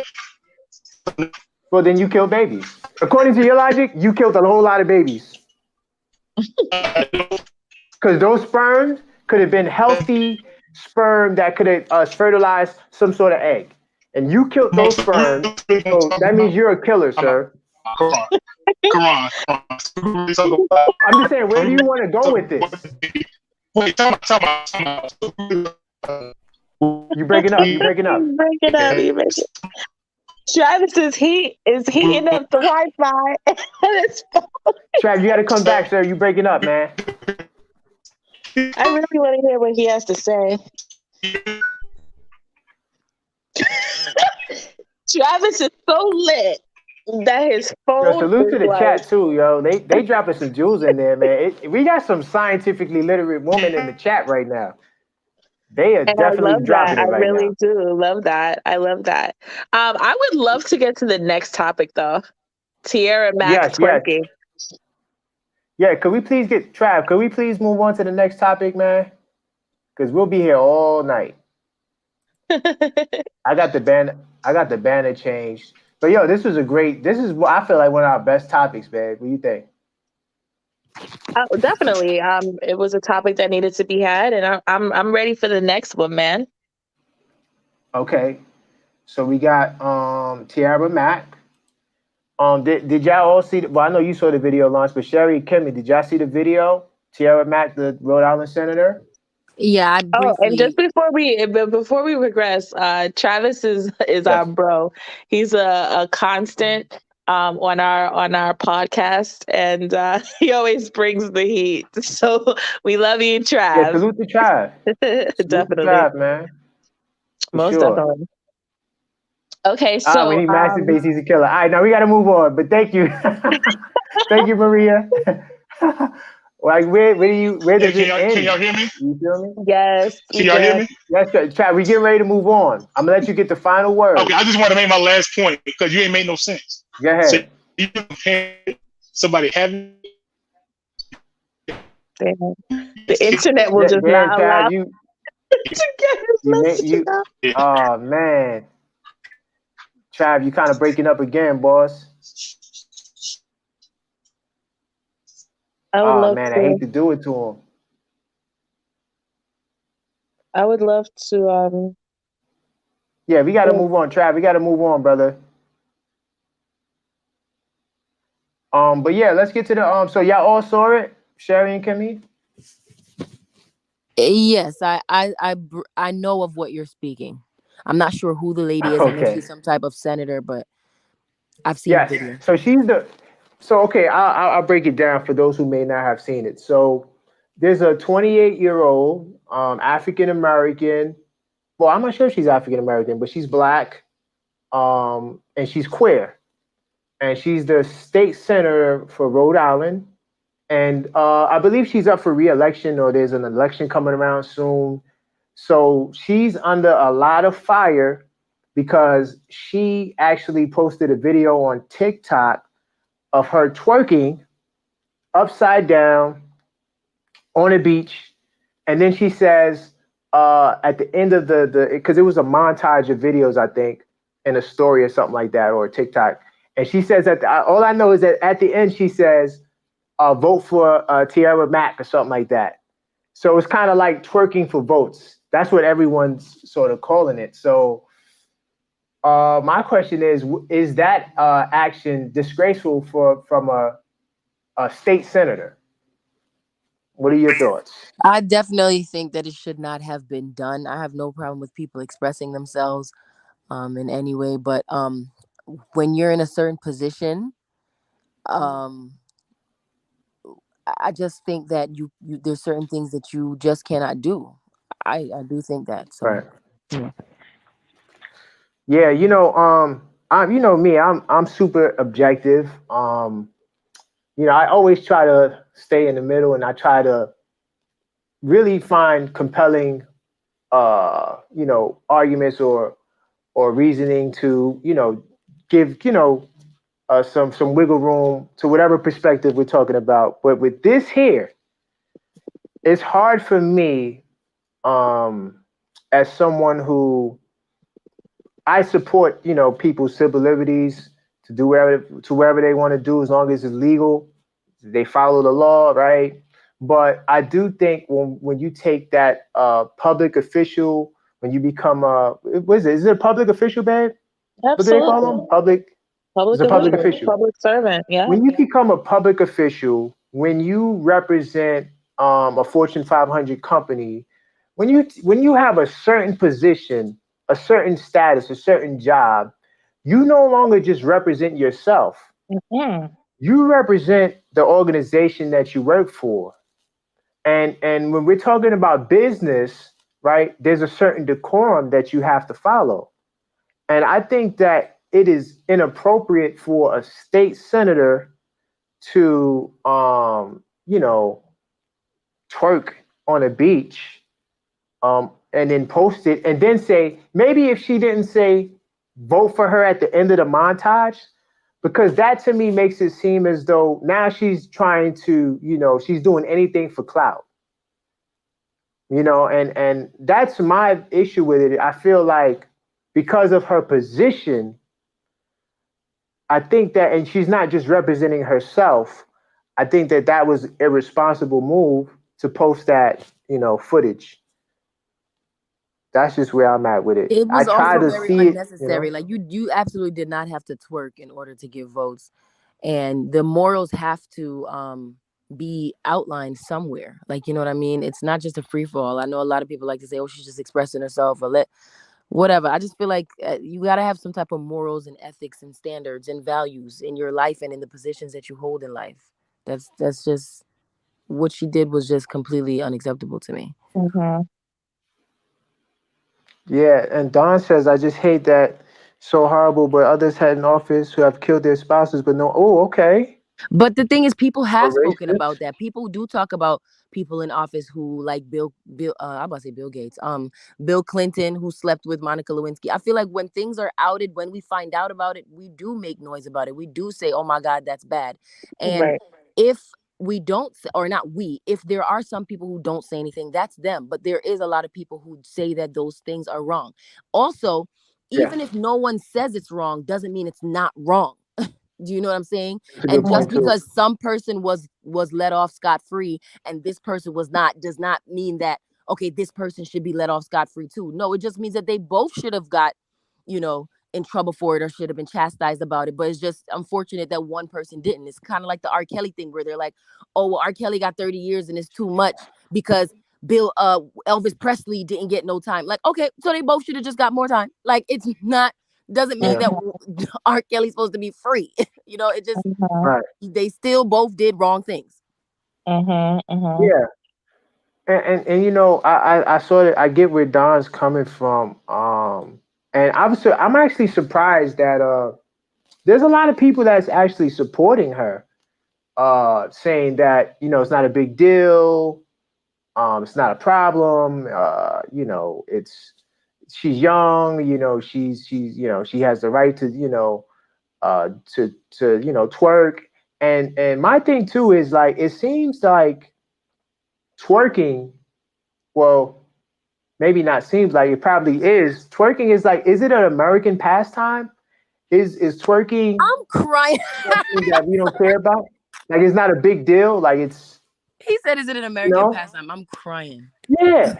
Yeah, like it's mainstream. Like didn't Miley Cyrus twerk or something like that? And ever since then, I no think one in really certain cares. in certain environments, certain things are allowed. Just like you can wear a bathing suit or a thong bathing suit on the beach.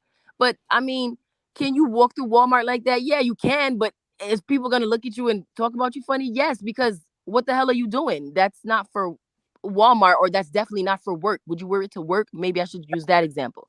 Like you can wear it on the beach, but you can't wear it to work. It's just, I mean, Yeah.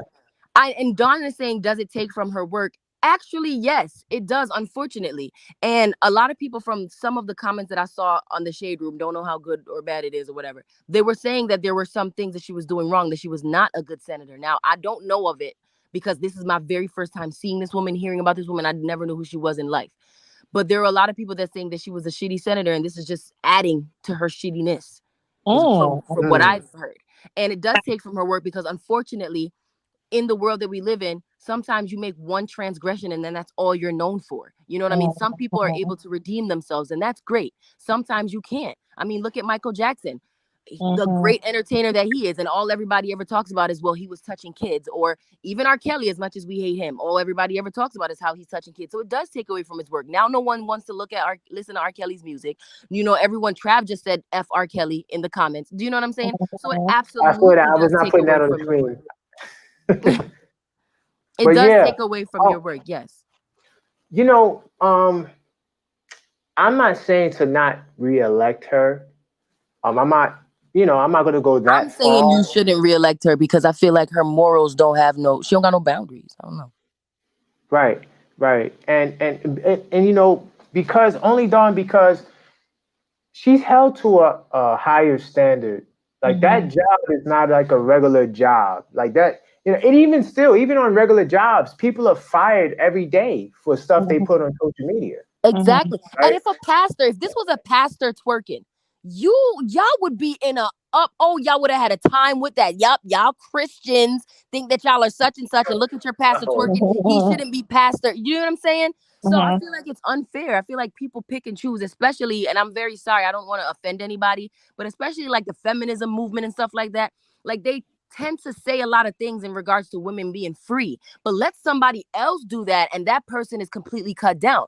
If a pastor would have been on camera twerking, or even if it was a leaked video of him or her twerking for their partner, as a pastor, they would have been just cut down. He could have never been pastor again. She could have never been pastor again. It would have never been the end of it. But this mayor is like, oh my God, no, right. let her be free. Like, I know sometimes y'all, it's just too much. Like, y'all want to there has to be limits and boundaries in life. There has to be. Otherwise, it'll be chaos. She has a Right. position. I do. She needs to act in that position. Would you have one of the Supreme Court judges doing some shit like this? Like what? What? Yeah, I agree with that, Kimmy. But I think that with that job comes a big responsibility. But I do have a question because Trav said something that's interesting. We got to stop making excuses for people because they're black. Do you think that Period. if she was white, she would get the same backlash or the same support? Because she's also getting support too. She's not only getting backlash. There's a She lot of does people get a that lot of support support. If I can be honest, her. I don't really. I have not seen a white senator twerk upside down on their hands at the beach, so I can't really comment. Like, I honestly feel as though there's certain things that are a part of the urban culture that get embraced and it becomes like permissible, right? It's unique Yeah, to an American urban pastime. culture.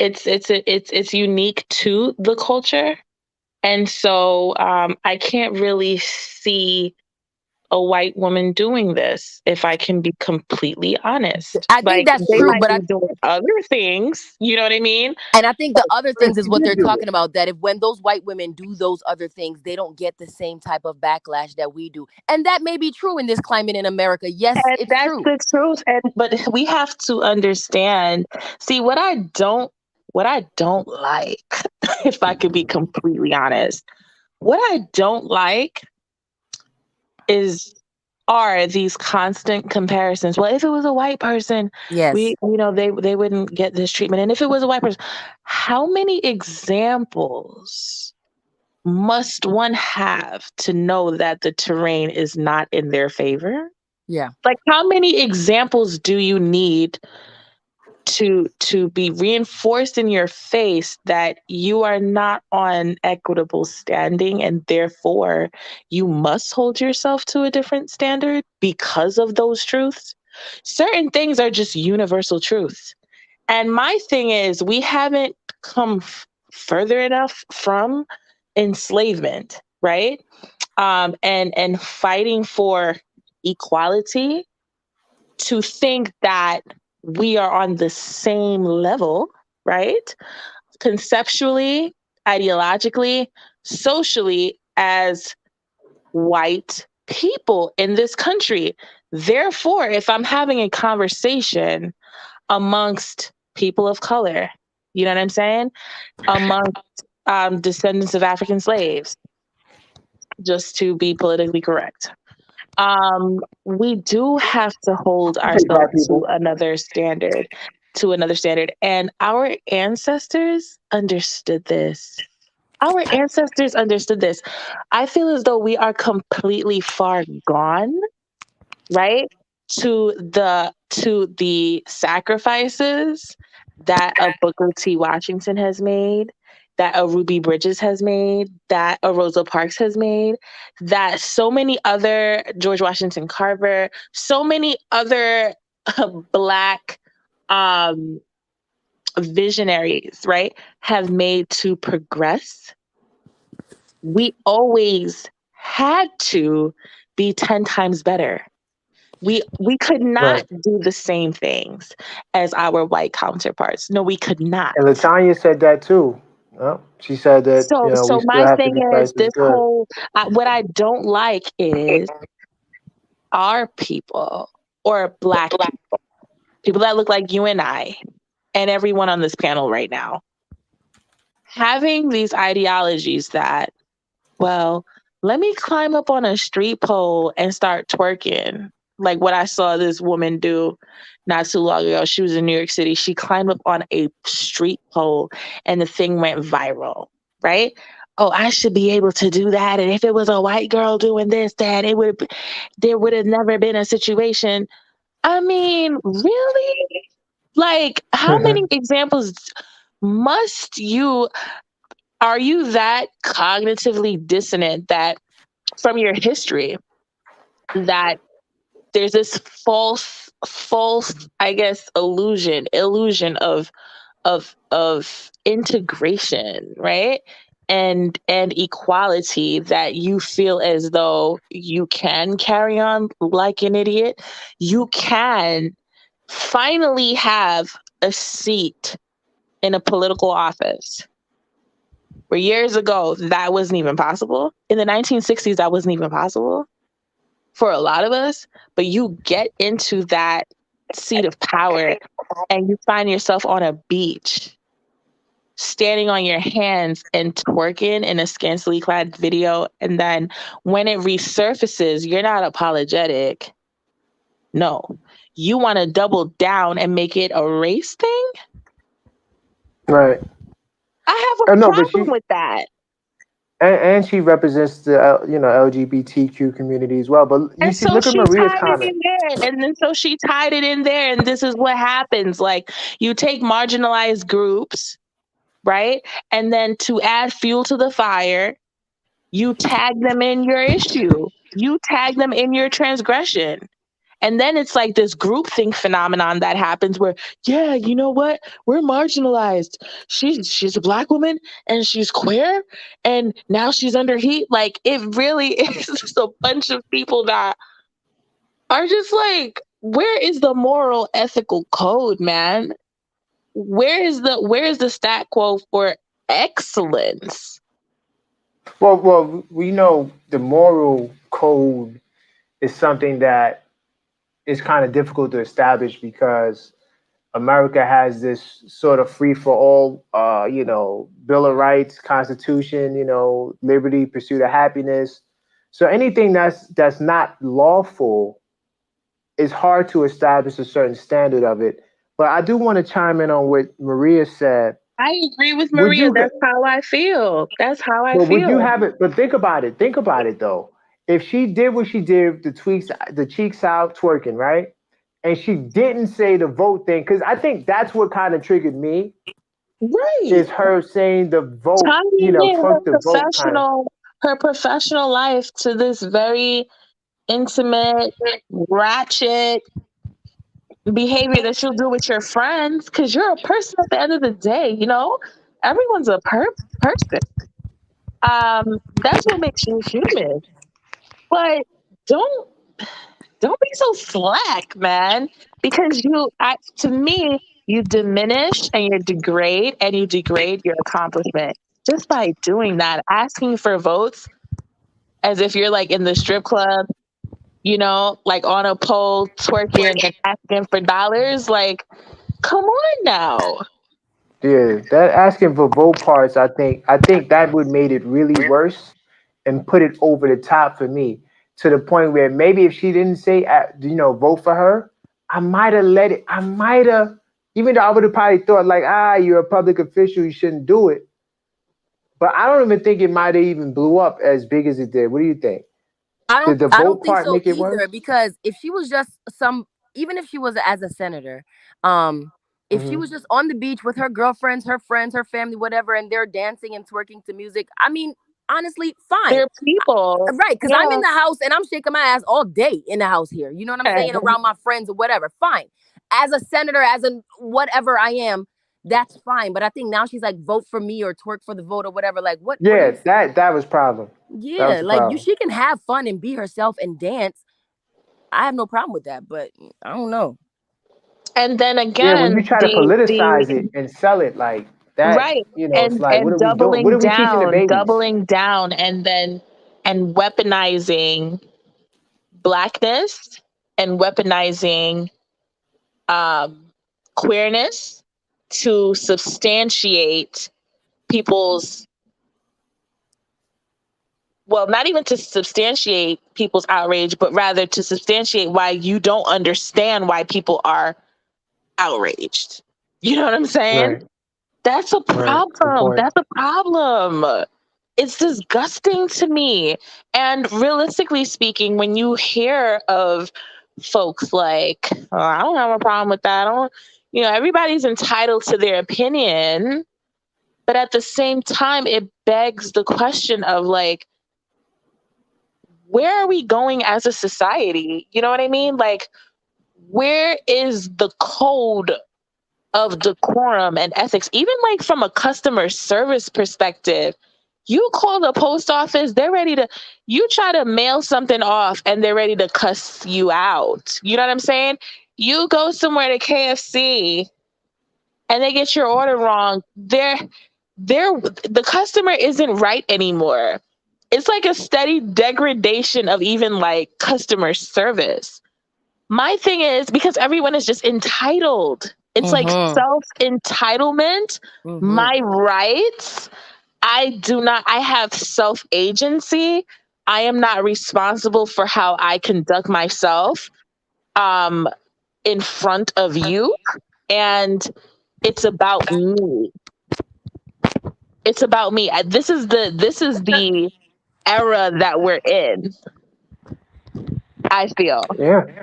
delusions of grandeur, but also the age of decadence where people elevate their importance, their importance and their agency of self and my rights. And if you so but check them, nobody's checking you. So if you in this society, it's like you can't check nobody. Right. You're going to be labeled a hater. You're going to be labeled anti-Black. You're going to be labeled anti-queer, which is what she tried to do. Because people are holding you to a different, to a higher standard. Get out of here with that mess, man. That's how I But feel look at on what the Trav topic. says. Trav says, ain't no cold launch. We believe that we all should do whatever we want, no matter how ignorant it is. Ignorant. That's a real southern Yeah. word right there. Can't get order order out of out of chaos. chaos.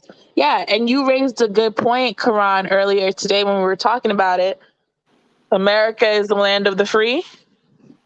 Yes, and see that's that, this is what so when we see, all right, so we see the LGBTQ, we see a lot of immigrant movements, and we see women, and a lot of these movements and communities, the reason why they're driving and doing powerful things in the communities because this is America manifesting itself and holding to its own standards of all men are created equal when those rights were only reserved for white men.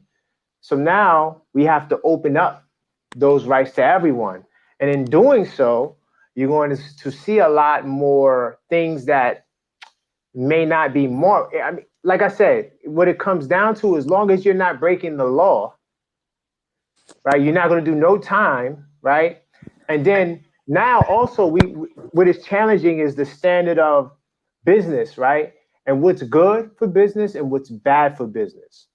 So what it's starting to look like to me is that twerking is becoming an American pastime. It's not a big deal, right? And because of that, you're going to start to see a lot more things come that's going to challenge our old so-called standard, right? And I'm willing to see how far this goes, especially with the LGBTQ plus community. Because there was a Black Lives Matter. Did you know about the Black Lives Matter campaign they had, where it was a twerking for votes? This was back like during MLK's birthday. There was there was some videos of a black woman twerking on the Capitol. Are you familiar with that? No, but explain.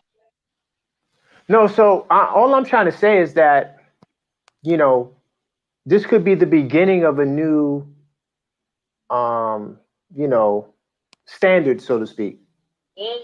Um, you know, uh, I don't know. I'm just, speculating and just putting things together. I could be wrong. Right. I just don't like public officials doing certain things that I find to be a little over the line. And a public official twerking on the beach while asking people to vote is sort of like for some reason it crosses the line Tacky, to it's me. tacky, it's unprofessional. I think we were the last. I think we were the last Mohegans. Because I was born in 1990, so I'm 32 years old. 90s babies. I think that the 90s was probably like the transitional period, or like the last of the era of, hey, you know what? Don't do that.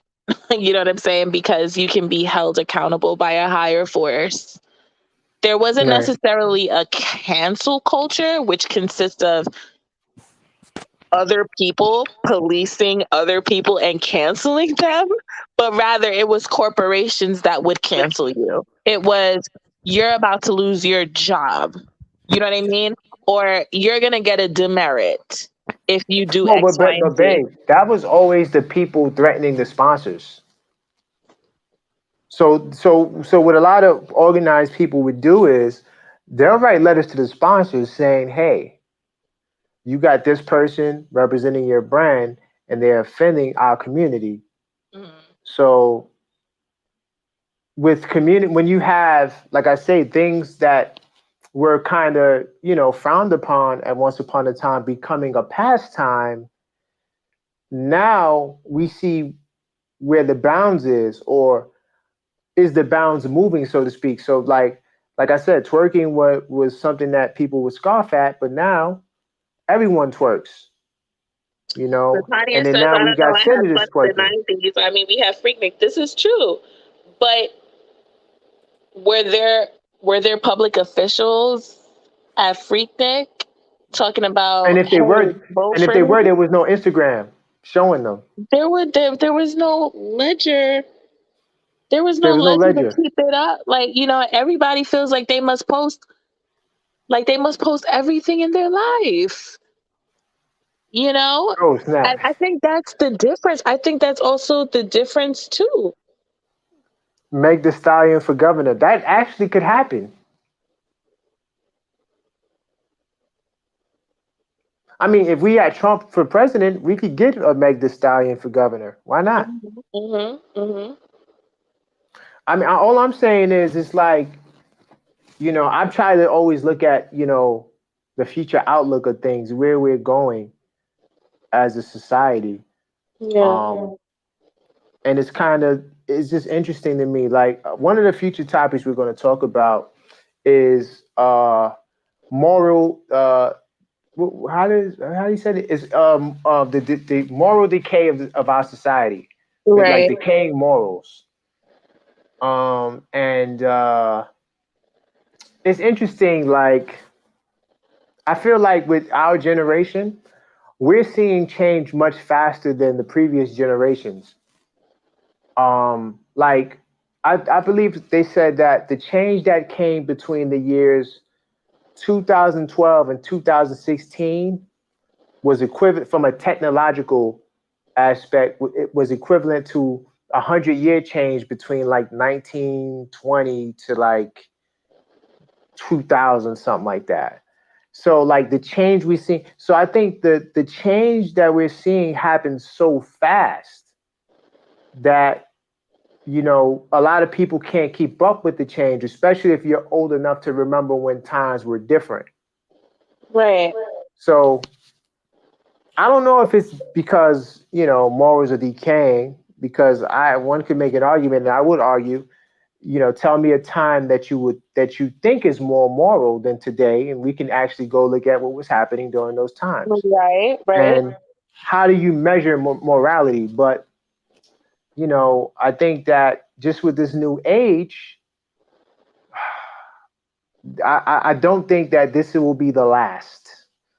I think that we're going to see a lot more of these sort of gestures by people in positions that we consider positions of responsibility, like politicians and CEOs and people like that. So, to all the people in the building watching the show, definitely feel free to check out. Okay, I got somebody named Andy in the chat.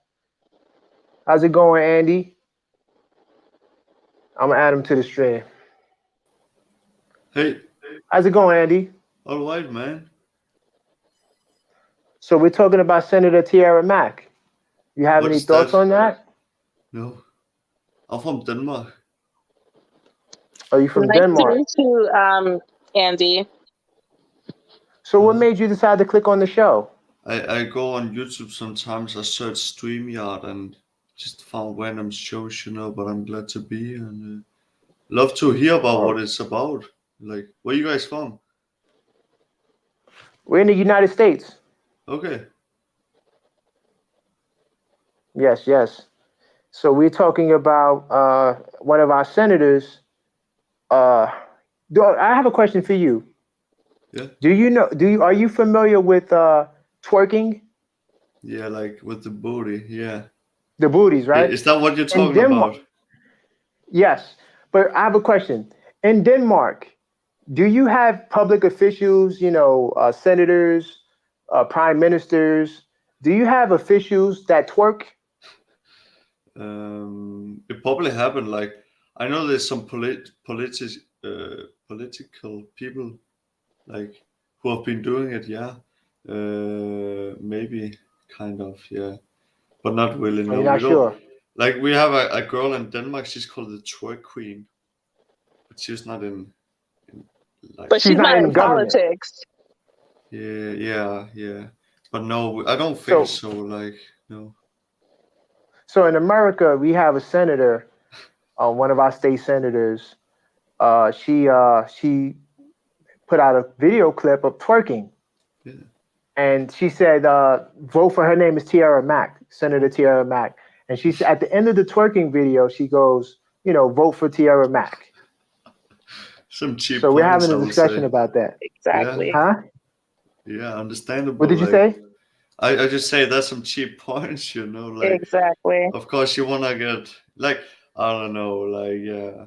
I wouldn't vote for that, but if she have some good, yeah, I don't know. I think or like politicians and all that, it's an illusion. It's blue and red, but you think you have a choice to make, but you don't.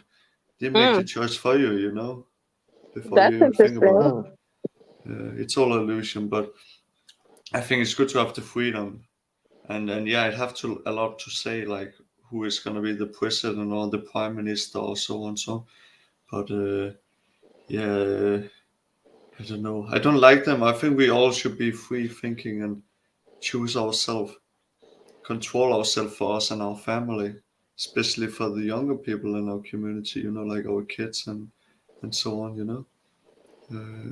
Sorry, so when you say we should police, so you don't believe that we should have any sort of government officials? No, we live with that now, and we can't just remove it. We can't, like, that's gonna remove the world, like destroy our whole like everything. Like not everybody, especially not the younger and the violent or like the sick and so on. They cannot just take care of themselves. So it's really good we have a society where we go up and help each other and go as a community and stand together. But the rich people and the people with power, they want to destroy that. And it's like we all know that, but yeah, like. Okay. Thanks for sharing, yes. Andy. I appreciate it. We appreciate it, Yeah, and thanks for tapping in. Thank you for letting me having to speak. Like, appreciated that. Absolutely. All right, sir. So we're gonna say good night. All right. Yeah. Should I go? Yes. Okay. No, have a it's great cool. night. Yeah, you guys just have a wonderful one. Thanks for letting me join, and have a good one. Peace. All right. Peace. All right. That went bad. I thought I was kind of scared for a second. He had the troll look, because we do get trolled from time to time on this channel. Yeah, but I'm glad he came in. Hold on one second. Okay.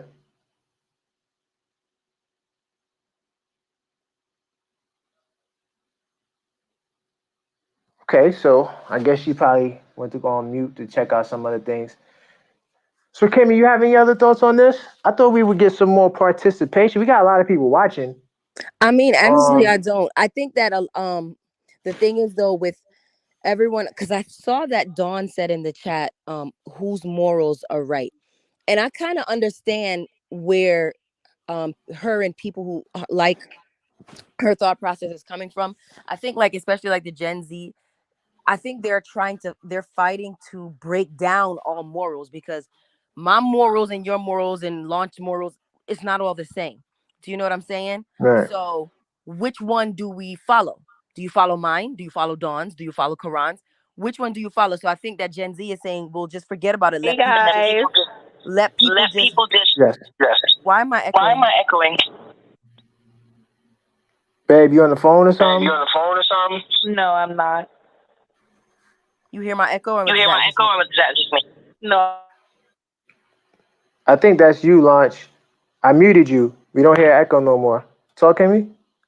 Yeah, Okay, she's so coming yeah. back in. So I think that Gen Z is fighting to break down those moral boundaries or whatever, to say that let people just be people. But I think the scary part Right. in that is that, like I said, it's going to be something like anarchy. It's going to be chaos. Do you know what I'm saying? If there has to be some type of order when you have a bunch of people, different personalities, different physical traits, different everything, there has to be some type of ground rules. Do you know what I'm saying? You don't just, even when you go to a club, there has to be some type of ground rules to say, okay, we're here to have fun, but this is what you can and cannot do in order to keep the peace because everybody is different. Do you know what I'm saying?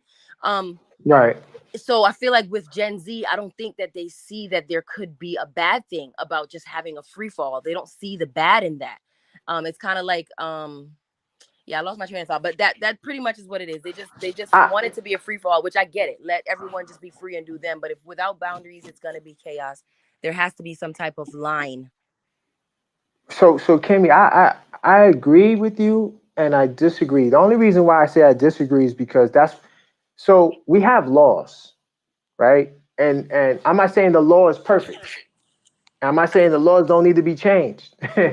But no matter what your moral disposition is or viewpoint, you have to follow that law. So whether you believe that, you're a part Right. of a cult, you believe that the aliens is running the world, whatever, I'm not trying to offend anyone. If that's your belief, that's your belief. But the point that I'm trying to say is that what does sort of keep us in check, to a degree, is the law.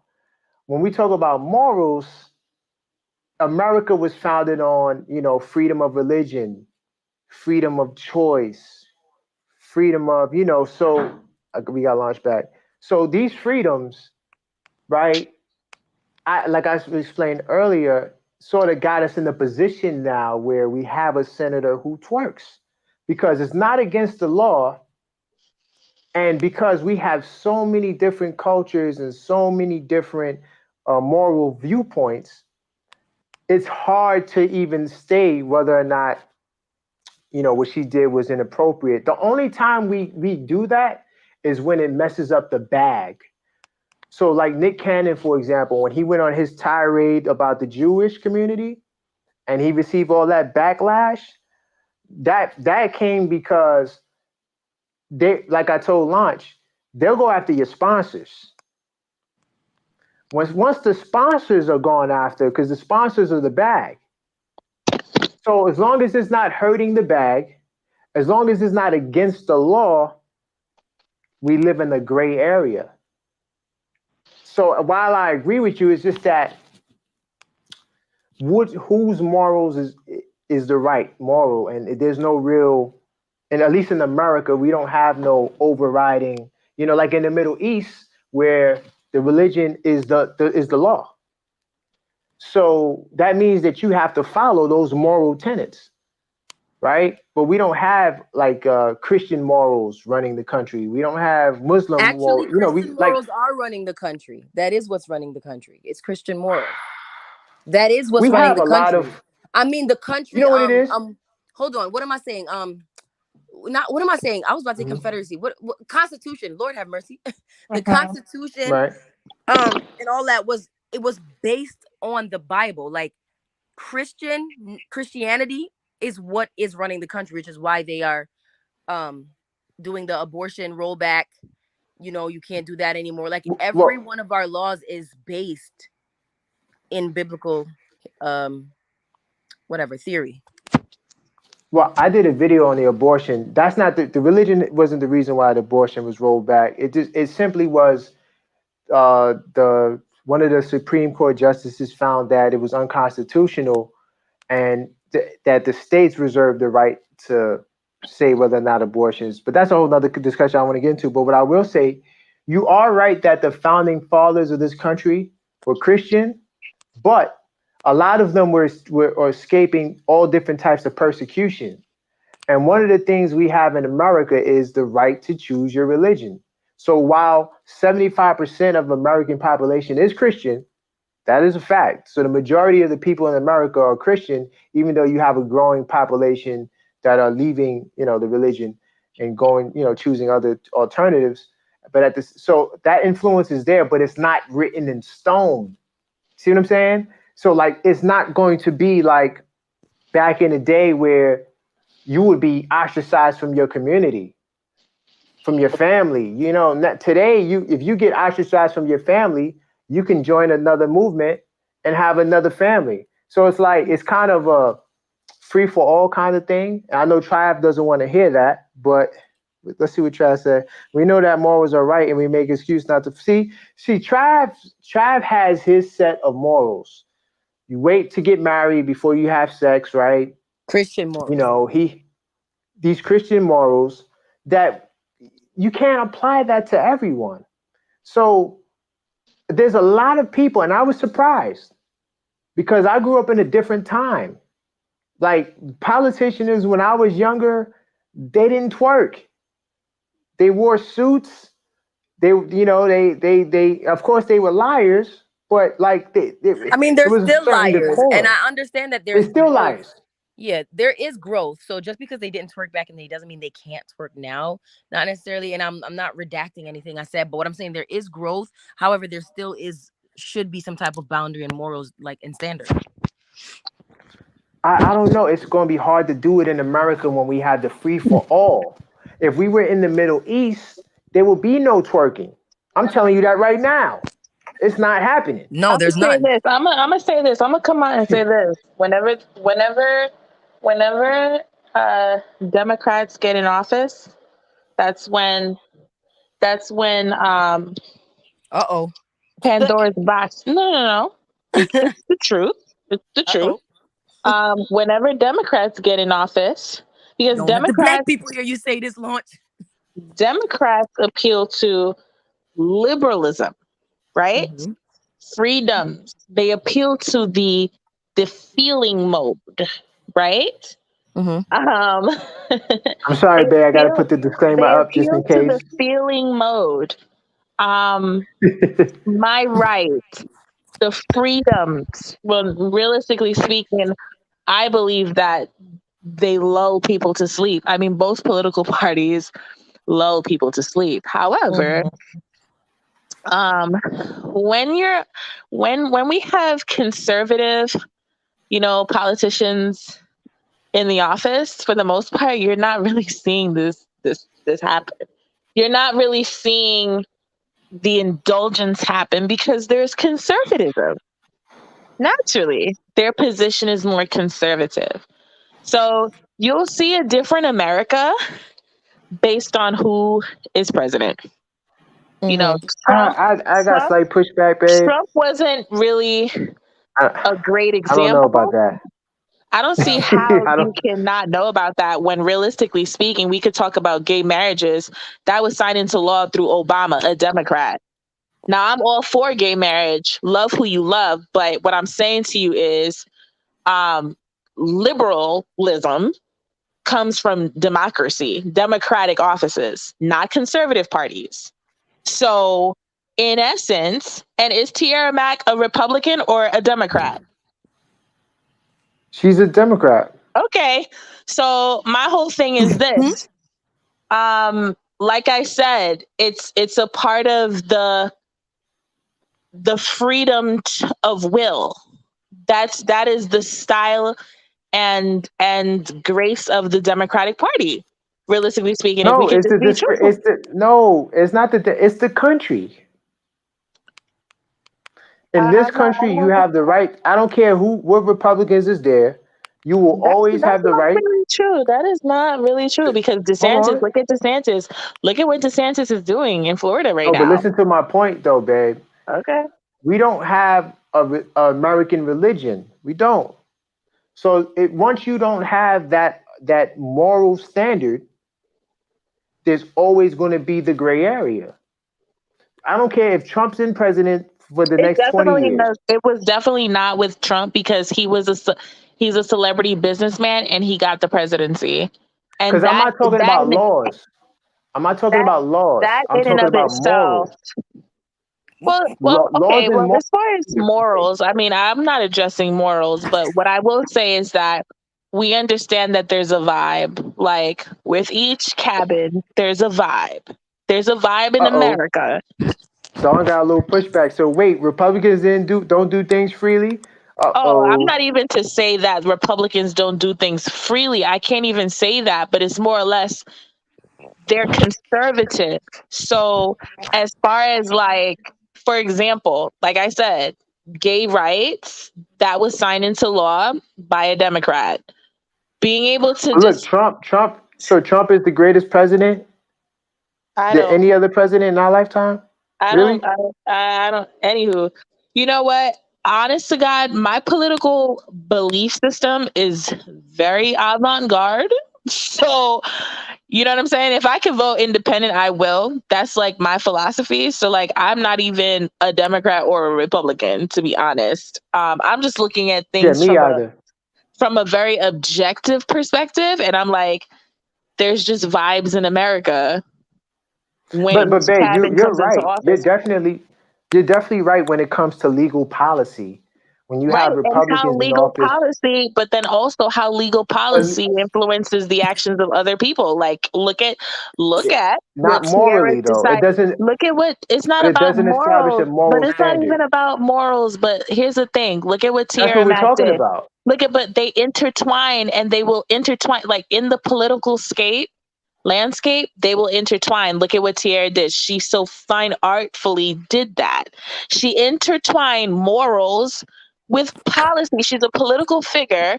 And then she decided to twerk on her hands and then politicize the anger and outrage that people were expressing regarding her actions.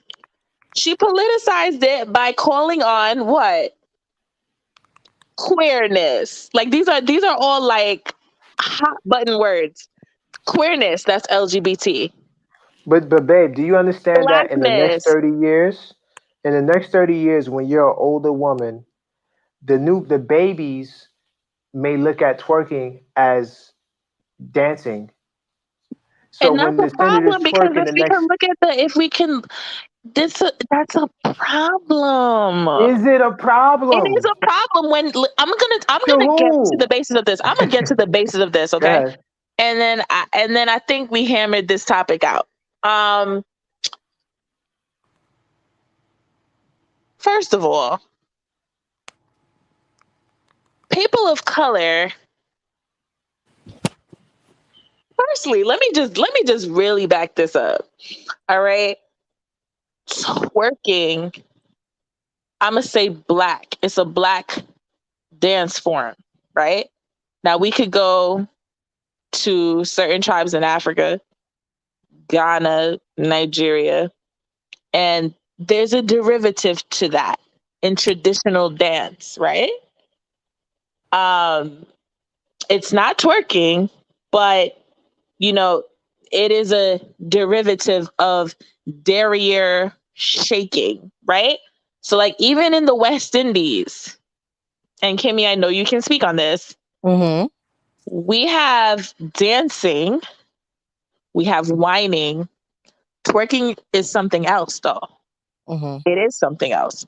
Twerking is really just isolatively moving your butt cheeks. That's what twerking is, right?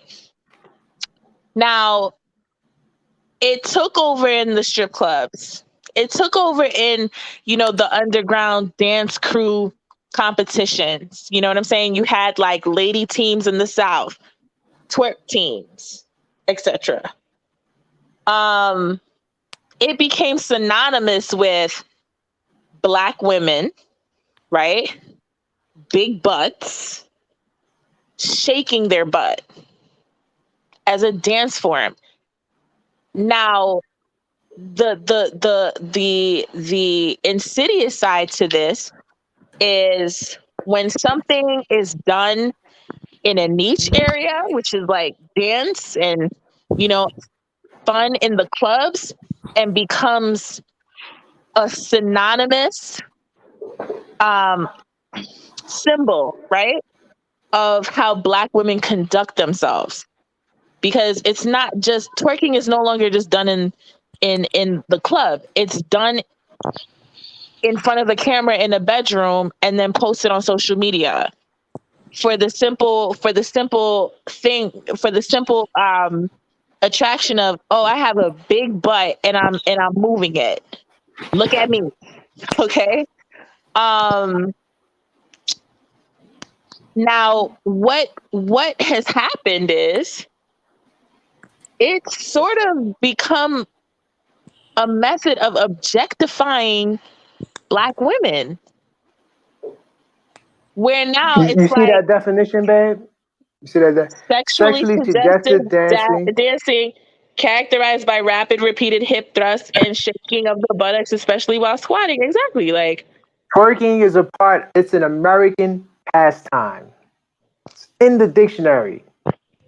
It's no longer where do you slang. see American, hold up, where do you see American pastime? Like you're adding sauce to it. It does not say that. No, it's not. Is it a Denmark It doesn't pastime? say that, but it doesn't say that though. So you can't add sauce to it.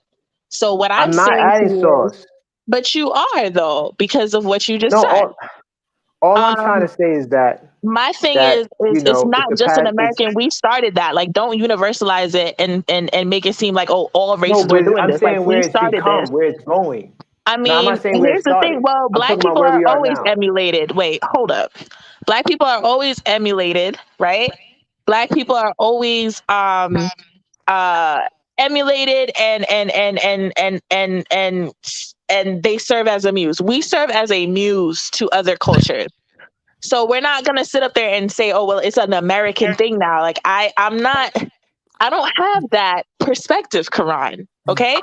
What I am gonna say is that anything that we do which catches steam becomes popular, and it's expressed through other people because it's the popular in thing to do. But the problem is that in essence, right, there's a mainstream approach to twerking, but it's because it has also objectified the originators. It has objectified us. So when you look on television, you know what I'm saying? You could be flipping the channel and there's some woman of color shaking her ass.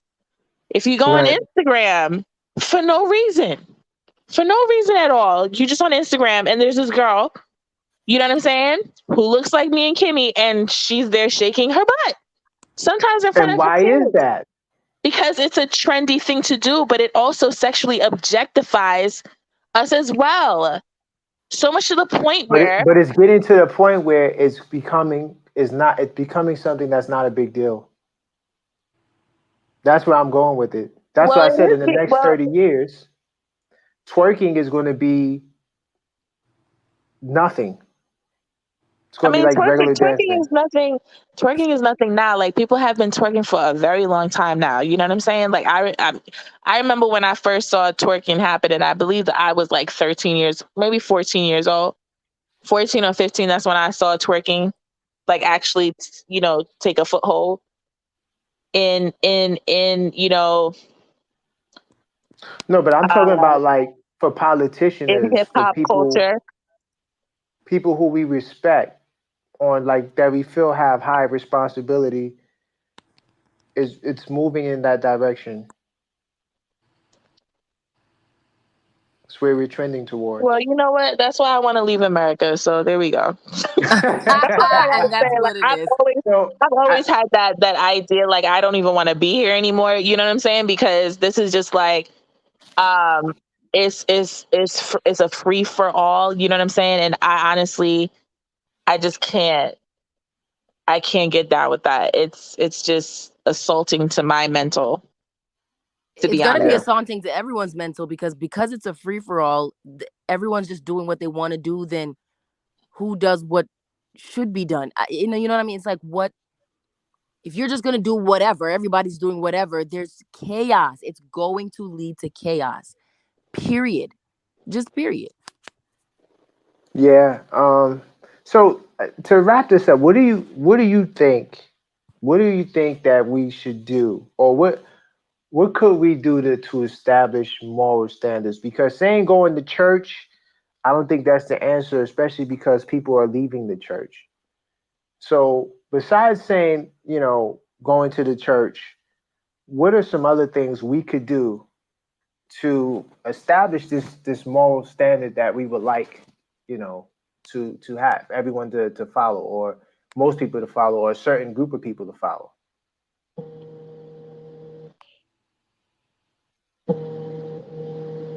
Don't all answer at once. Wait a minute. I need you to repeat the question. I'm sorry. I said, so, to wrap this up, because I think that we actually all agree on this point, but we just have different outlooks on morality. What are something we could do besides telling everyone to go to the church? Because we have people leaving the church. So, and I feel like that's an easy cop-out answer. Besides telling people to do that, what are some things that we can do, right, to sort of set a moral standard for either all Americans or most Americans or a group of people, let's say Black people? What could we do to better establish a standard, right, for all the people, all the Black people? I feel like that's what we were talking about. I think like in episode 1 or 2, we were talking about, is there community? Oh, Black, yeah. There should be some type of moral standard, again, because we need to have a common goal. Right. And what can we do is, I think what we are already doing. I mean, America, the place is, anywhere you go in the world is not perfect, but laws are put in place in order to diminish some of the chaos, because everyone can't just Right. do whatever they want to do. Like, Yeah. some people want to pay for the food, some people want to take the food. Okay, so you know what I mean? You can't just do that. There has to be Right. something set in place to tell you what to do, which is why we have laws. We may not agree with the laws at all the time, but they are there to help us not, have chaos. And sometimes the laws can cause Right. chaos depending on how they are. Like if they're very one-sided, as in, racial and stuff like that, or even with the LGBT stuff. But laws are put in place to diminish chaos, and it's needed. We can't just have a free-for-all. Right. So, okay. No, we understand laws will always be there. You're not going to have none of these so-called first world countries ever switching to a lawless society. Humans, I know a lot of people don't want to acknowledge this, but we are animals. And, just like, other animals, it's just that we feel as though we're more intellectual because the way our brains function, we can communicate, we can devise plans, and we sort of took over the world and formulated the ecosystem to benefit ourselves. And that makes us like the most intelligent, I guess. But we need laws because we have this animalistic behavior that needs to be in check. But I'm talking about a moral standard, like, because the easy answer would be, everybody go to the church, right? But everyone's not going to the church. I know I'm not going to the church. No offense to the people in the church, but I take a non-religious stance. So maybe, Lance, you there? Yeah, I'm here. Maybe you have an answer. How could we establish as Black people? Forget the whole country. Let's say Black people, that's the group we're talking about. How do we establish a moral standard? I honestly do not have the answer to that. And the reason why is because Black people are Great just answer. so segmented. We are segmented. We have our own pursuits.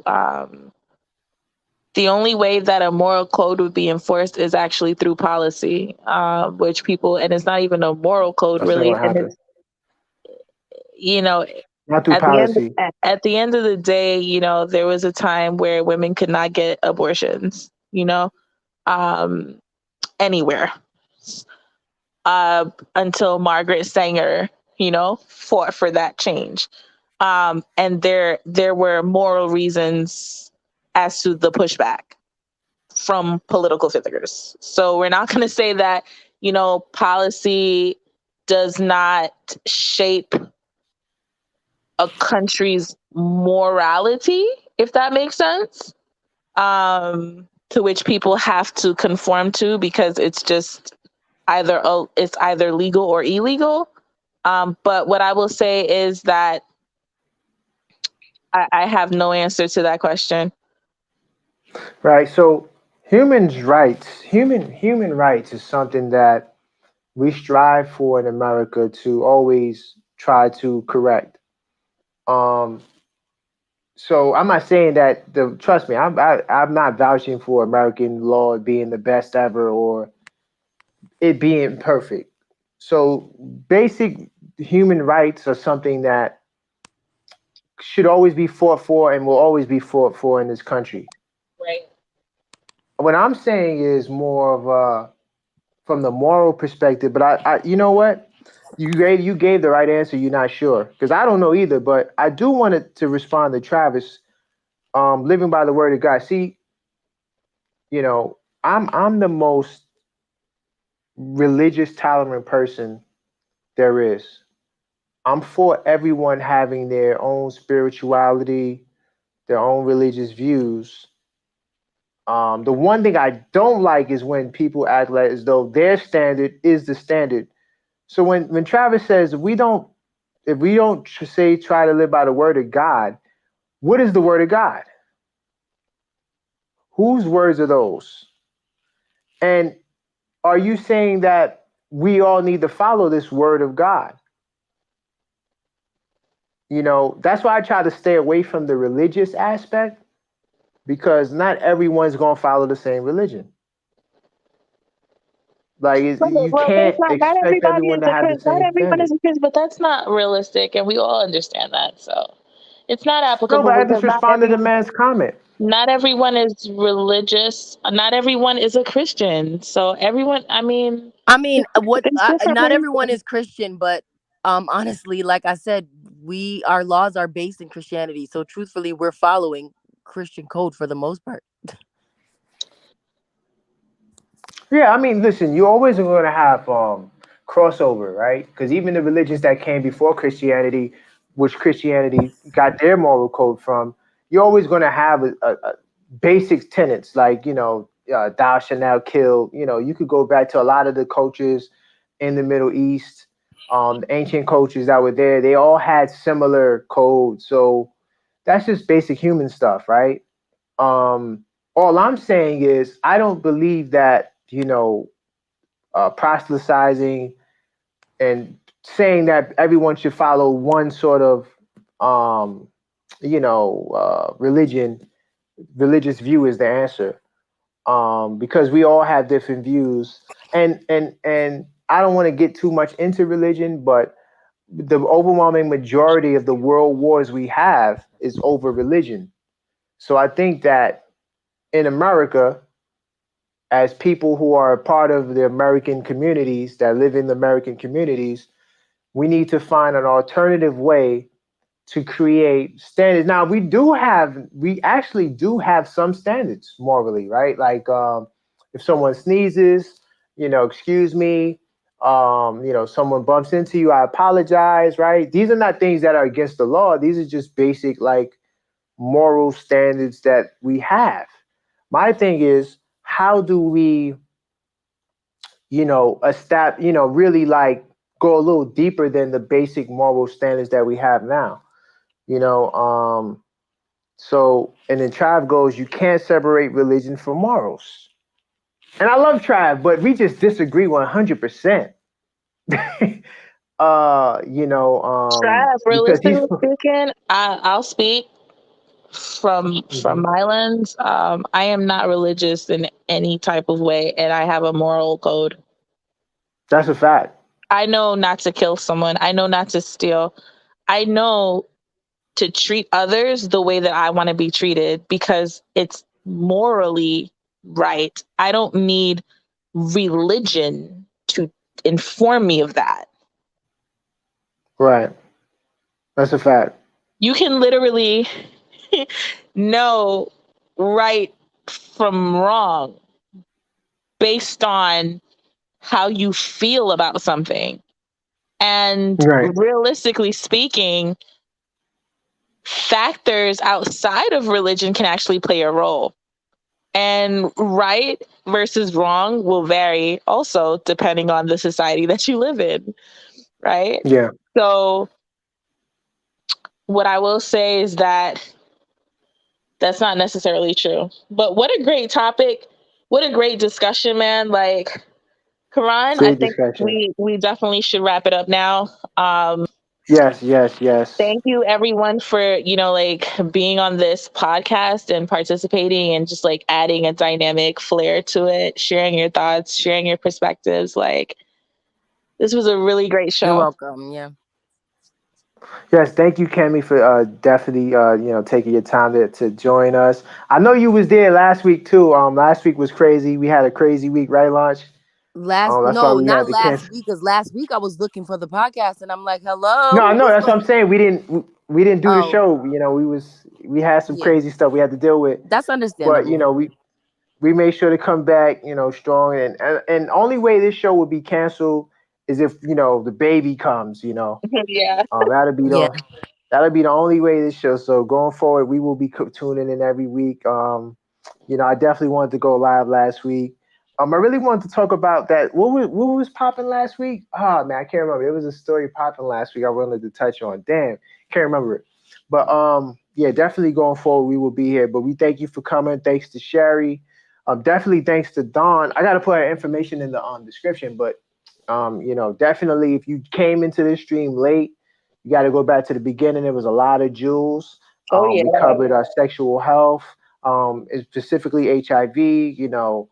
Dealing with people who are dealing with HIV, resources they can do, and how it's not a death sentence. And it was a great show.